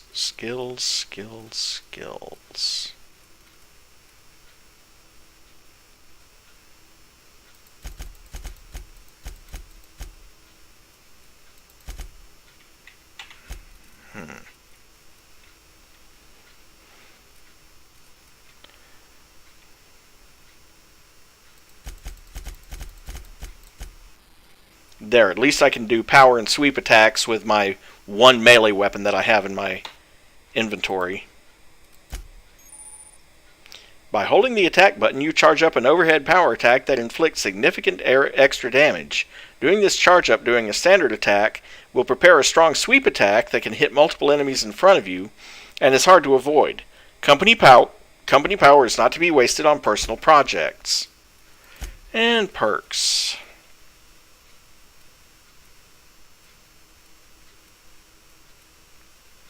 I haven't been using my companion's abilities much.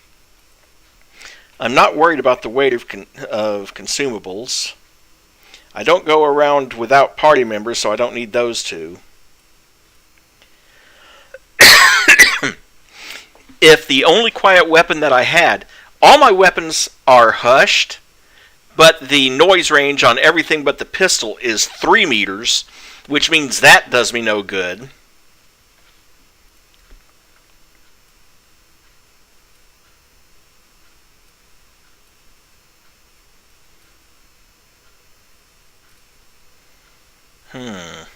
Tough call.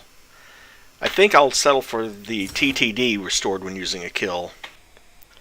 And now we've unlocked the tier 3 stuff.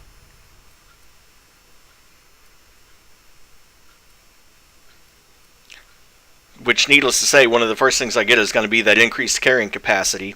Another 100 kilos. Yes, please. And then that one, extra 10% on armor, and doubles the skill bonus from my armor.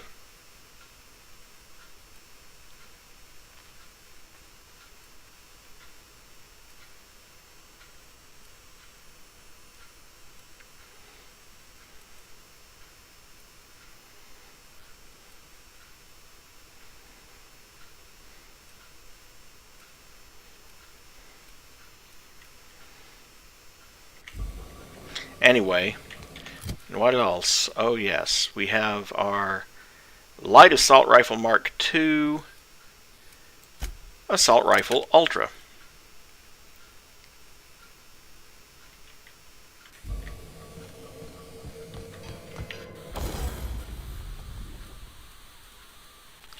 Let's see. Whisper Quiet Muzzler, yes.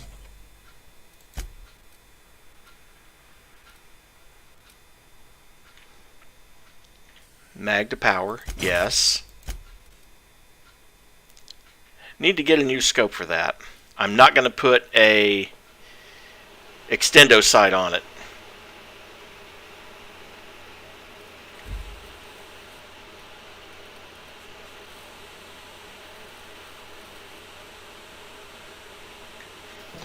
I want a gyro sight for that. Shouldn't be hard to find one.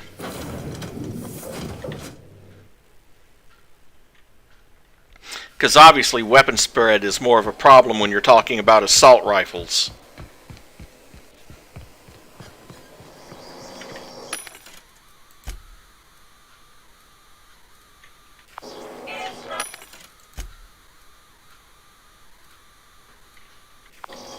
Oh wait, hold on. That's a mod I haven't seen before. And it's a gadget.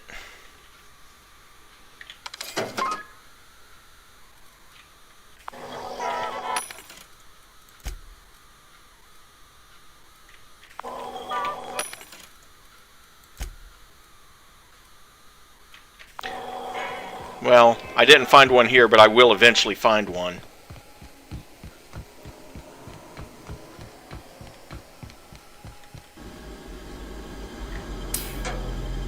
I don't want to go looking too far away from where I am.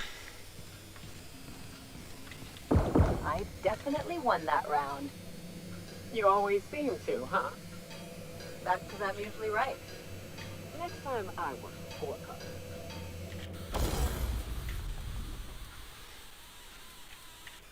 Which reminds me.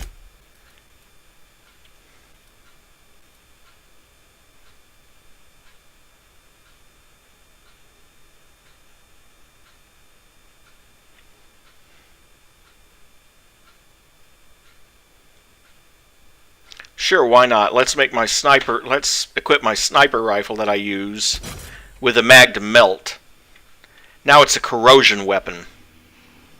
Coincidentally, if you read the description of that, you remember that chlorine trifluoride stuff that I was talking about the other day that can burn through concrete? That's what's on those bullets.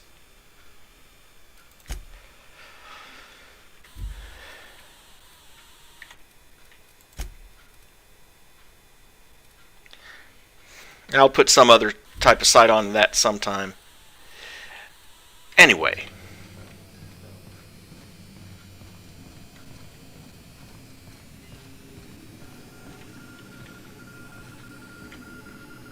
Welcome back, Captain. How can I be of assistance?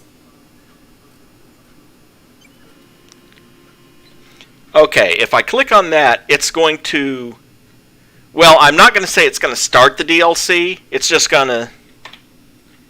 Certainly, Captain. I was hoping you would ask.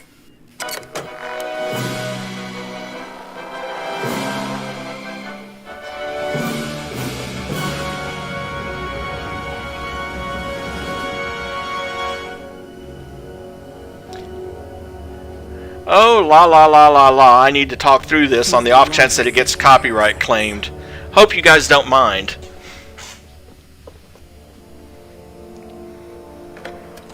I had become obsessed. My quest to stop them. To avenge my partner, Philip. And my ex-partner, Bernice. And Lieutenant Jurgen. And those two informants had brought me to Rizzo's distillery. But it wasn't just the triple distilled deliciousness of Rizzo's Spectrum brand vodka that I found there. Yeah, you found roaches too. It was death. I made sure the Brain Eaters paid the price.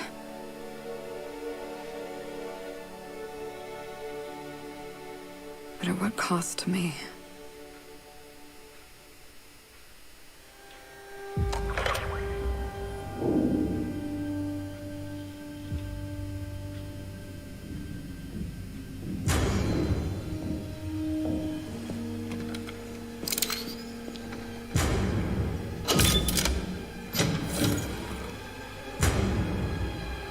It's you. This is the Halcyon News Network with breaking news. Halcyon Helen has been murdered. Administrator Ludovico of Rizzo's refused to answer the big question on everyone's mind. Who will Spectrum Vodka's next spokesperson be? Claiming that a special investigation must be concluded first. Captain, we have a communication coming in from one Administrator Ludovico. Get off the transmission, Cedric. We agreed to let me do the negotiating. Law be with you, friend. I am Administrator Ludovico of the famed Eridanos Atmospheric Complex. But there's no need to stand on formality. You may address me as Mr. Oh, and don't you just love the not-so-subtle corporate slogan stuck in there? But it wasn't just the great taste of Rizzo's triple distilled vodka. I'm like, product placement much?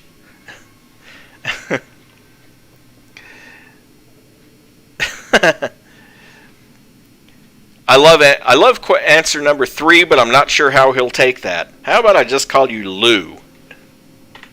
Her death is the tragedy of our lifetime. As the face of our new product line, her murder is a stain on the Rizzo's brand.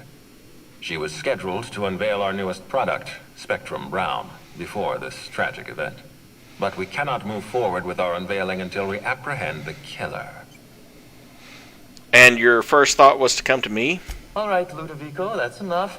You don't know what you're doing. Let me handle this. Captain Hawthorne, so glad to finally have a word with you. I would have been so disappointed if Ludovico monopolized your attention. Cedric Kincannon, Sublight Underground. I'm so glad we're hiring a third-party investigator. No one wants to see a troop of UDL guards stomping all over my hotel. Least of all me. The murder of Halcyon Helen is a heinous assault on this colony. I look forward to watching you find the miscreant responsible and drag them out of the shadows.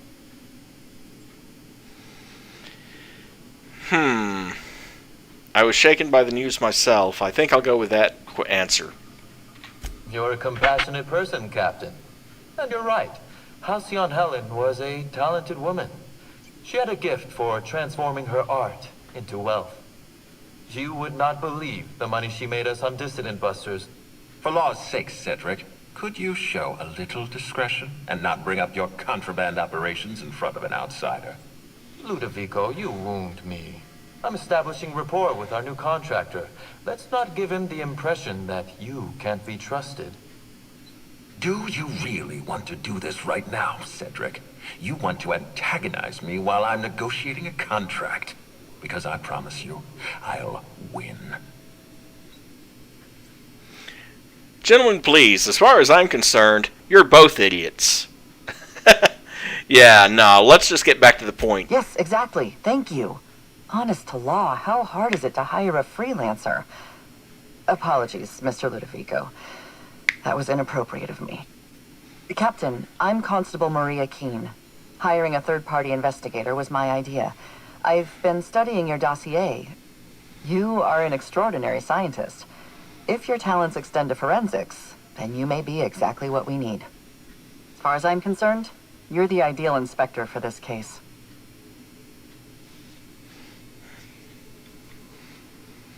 Shouldn't this be the constable's job? Constable? Or Inspector Han Solo. I like the sound of that. I'm pleased to hear that. The future of our complex may depend on your success. I'll leave you in the constable's care. Mr. Kincannon and I must have a word. Fine. Bud Rizzo's is paying for that hotel room.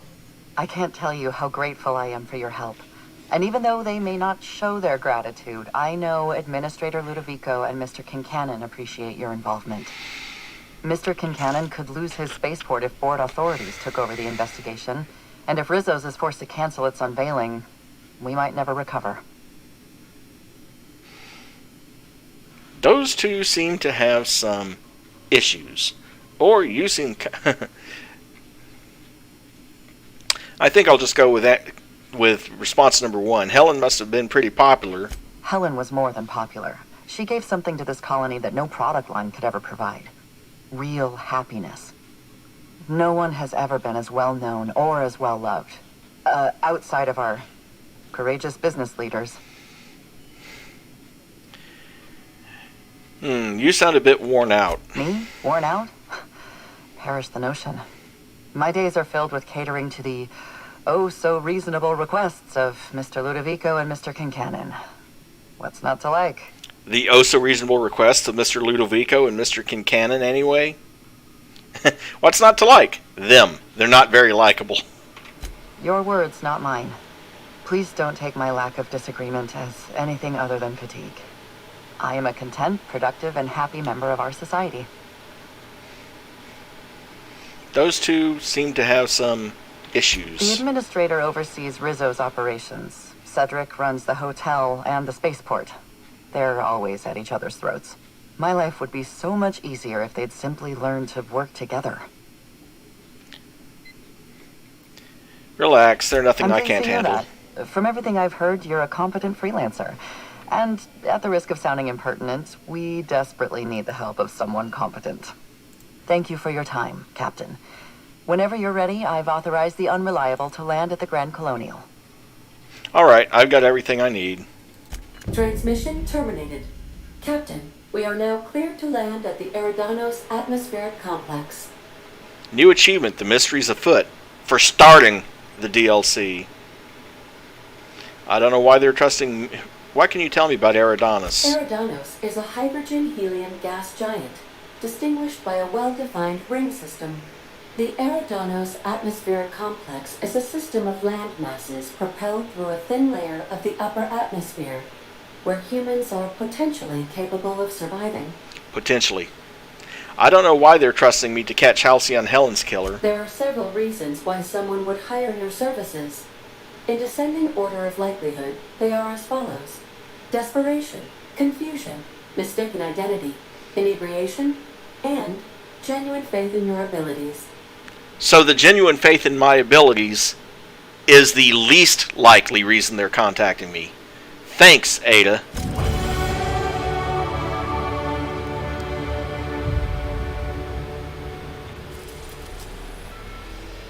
And we can now go out here to Eridanos. Or we can go back to Monarch if we want. But I think Eridanos makes a nice side trip. We're now docked at Eridanos' luxury landing pad.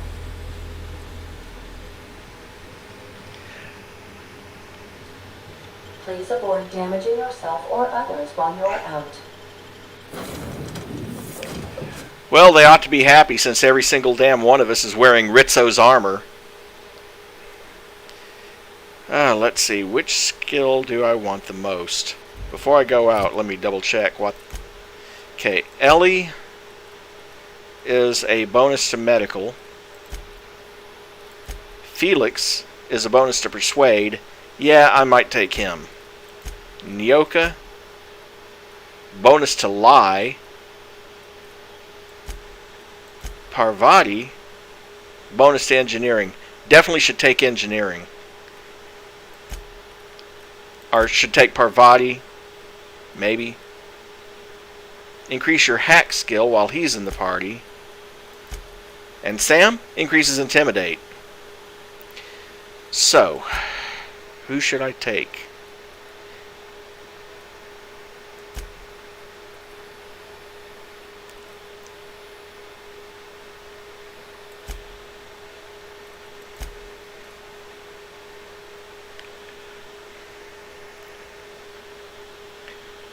I think given that this is an investigation,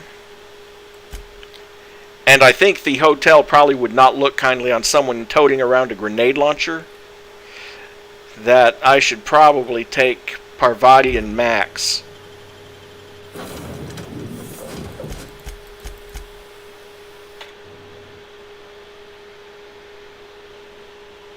Well, I mean engineering and hacking. How many computers am I going to have to hack?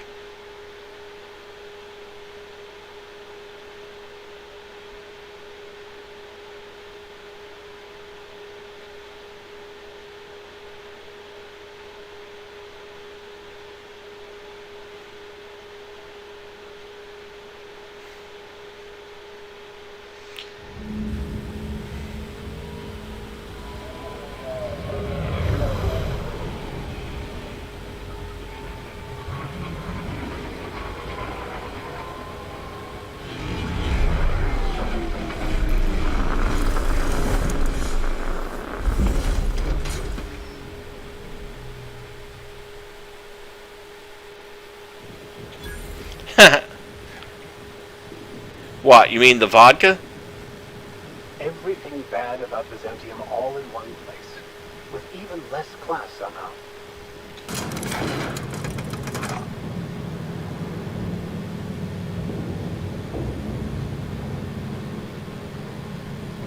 Hello there. Hope your atmospheric entry wasn't too troublesome. As a guest of honor, you deserve the best in comfort. Sublight Salvage and Shipping Underground, or Slug, as we like to call ourselves, is delighted to welcome you to Eridanos. I'm the Grand Colonial Head Bellhop. I'm here to grab your bags and direct you, the Inspector, to the Grand Ballroom, which was the scene of the crime. Well, the thing about the vodka is that It's called Spectrum vodka for a reason. Basically, the lower classes can only drink the red vodka.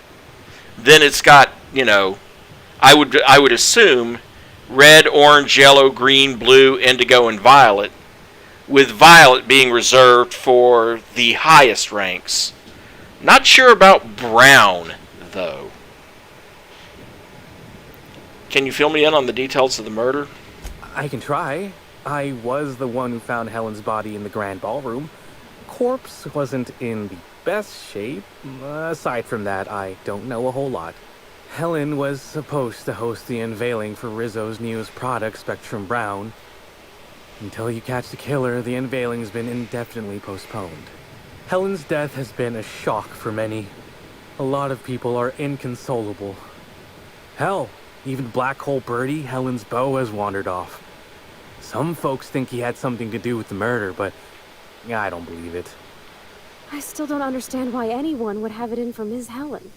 The fans were very upset by the weak plot contrivances in her latest offering, though that hardly seems a worthy motive. Folks get heated when it comes to serials and their actors, I suppose.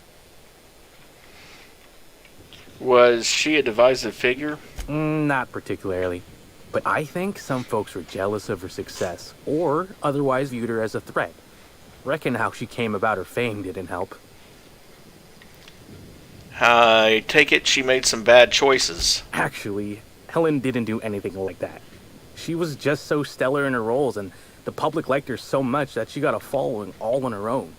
She ended up about as famous and high-runged as your average VP, which rubbed a lot of Byzantines the wrong way. Actors ain't supposed to get preferential treatment. Let's see here. Oh, I already spoke briefly about the Spectrum unveiling, or lack thereof. It's still an awful shame. A lot of folks looking forward to that.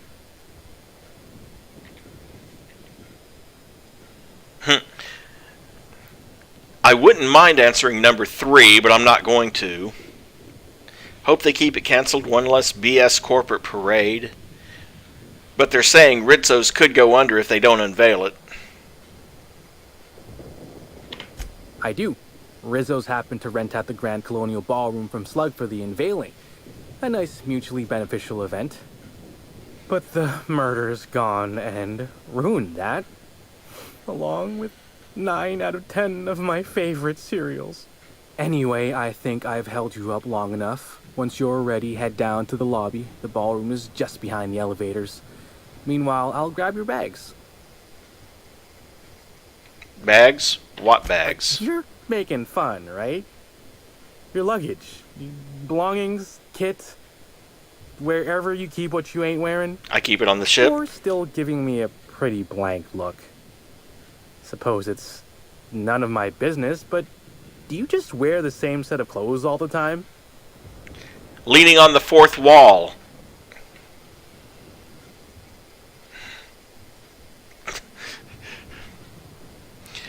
No, that would be ridiculous. Or lie. No, that would be ridiculous.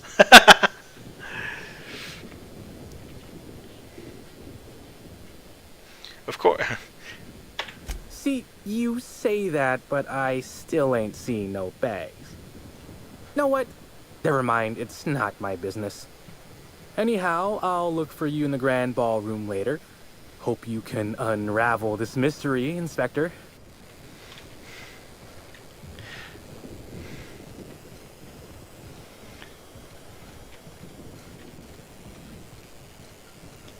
You know, I thought he was supposed to show me to my room.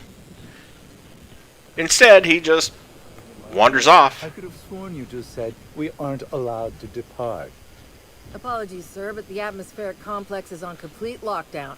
No one's allowed in or out until the murder investigation's concluded. Do you have any idea who I am? I could bury you under 6 tons of paperwork before you had the time to cry out for your supervisor. I'm sure you could, but we fed our last box of grievance forms into the incinerator a few months ago. Is there anything I can do for you in the meantime? I cannot believe this. Believe it, pal.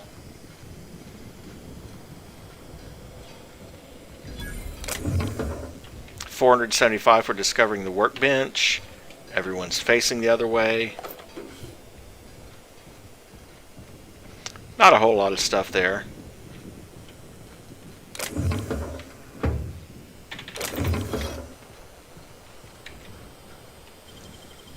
Wow, that's a lot of lockpicks for that.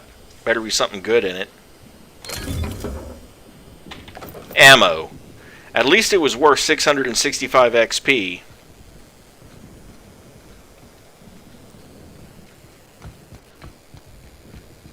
Do you have any idea how many bits I've spent at the Grand Colonial? Is my patronage worth nothing to you? I'm sure you've spent a lot, sir, but unfortunately we can't make any exceptions. We can't make any exceptions.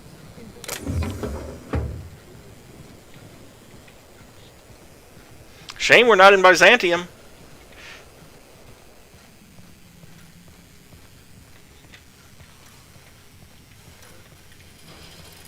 Greetings, Inspector. No need to check in here. Your paperwork has all been processed. You should be able to find the Colonial right ahead. Yeah, but I'm not going to the Colonial.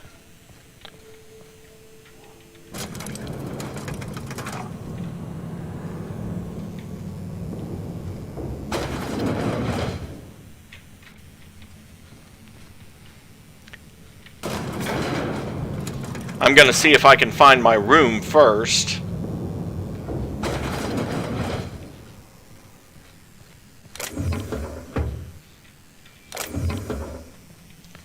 No, apparently I found the elevator back to the landing pad. Silly me.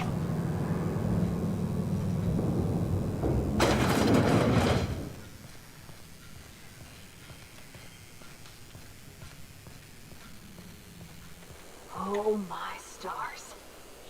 This is the hotel? I only ever seen a place like this in periodicals. Or that one episode of Agent Khan.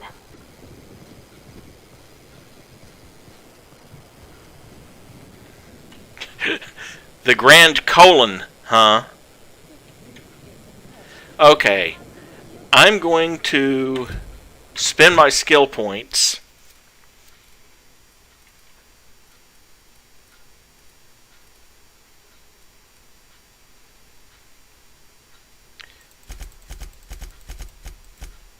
Which I'm going to spend on raising engineering to 60.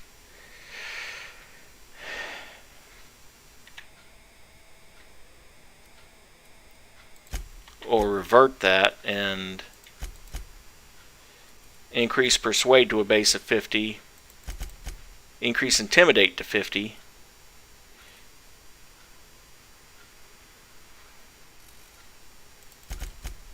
Increase heavy weapons to 50, even though I hardly ever use them. Okay, there we go. Then I'm going to save the game, and I'm going to call it here for the night, because we only have about 4 minutes left in the broadcast. At least we made it to Eridanos and cleared out a lot of the side quests in Monarch, at least the ones within Monarch itself. So with that in mind, hope you enjoyed. Again, another reminder, if you're new, don't forget to like and subscribe, and have a great night.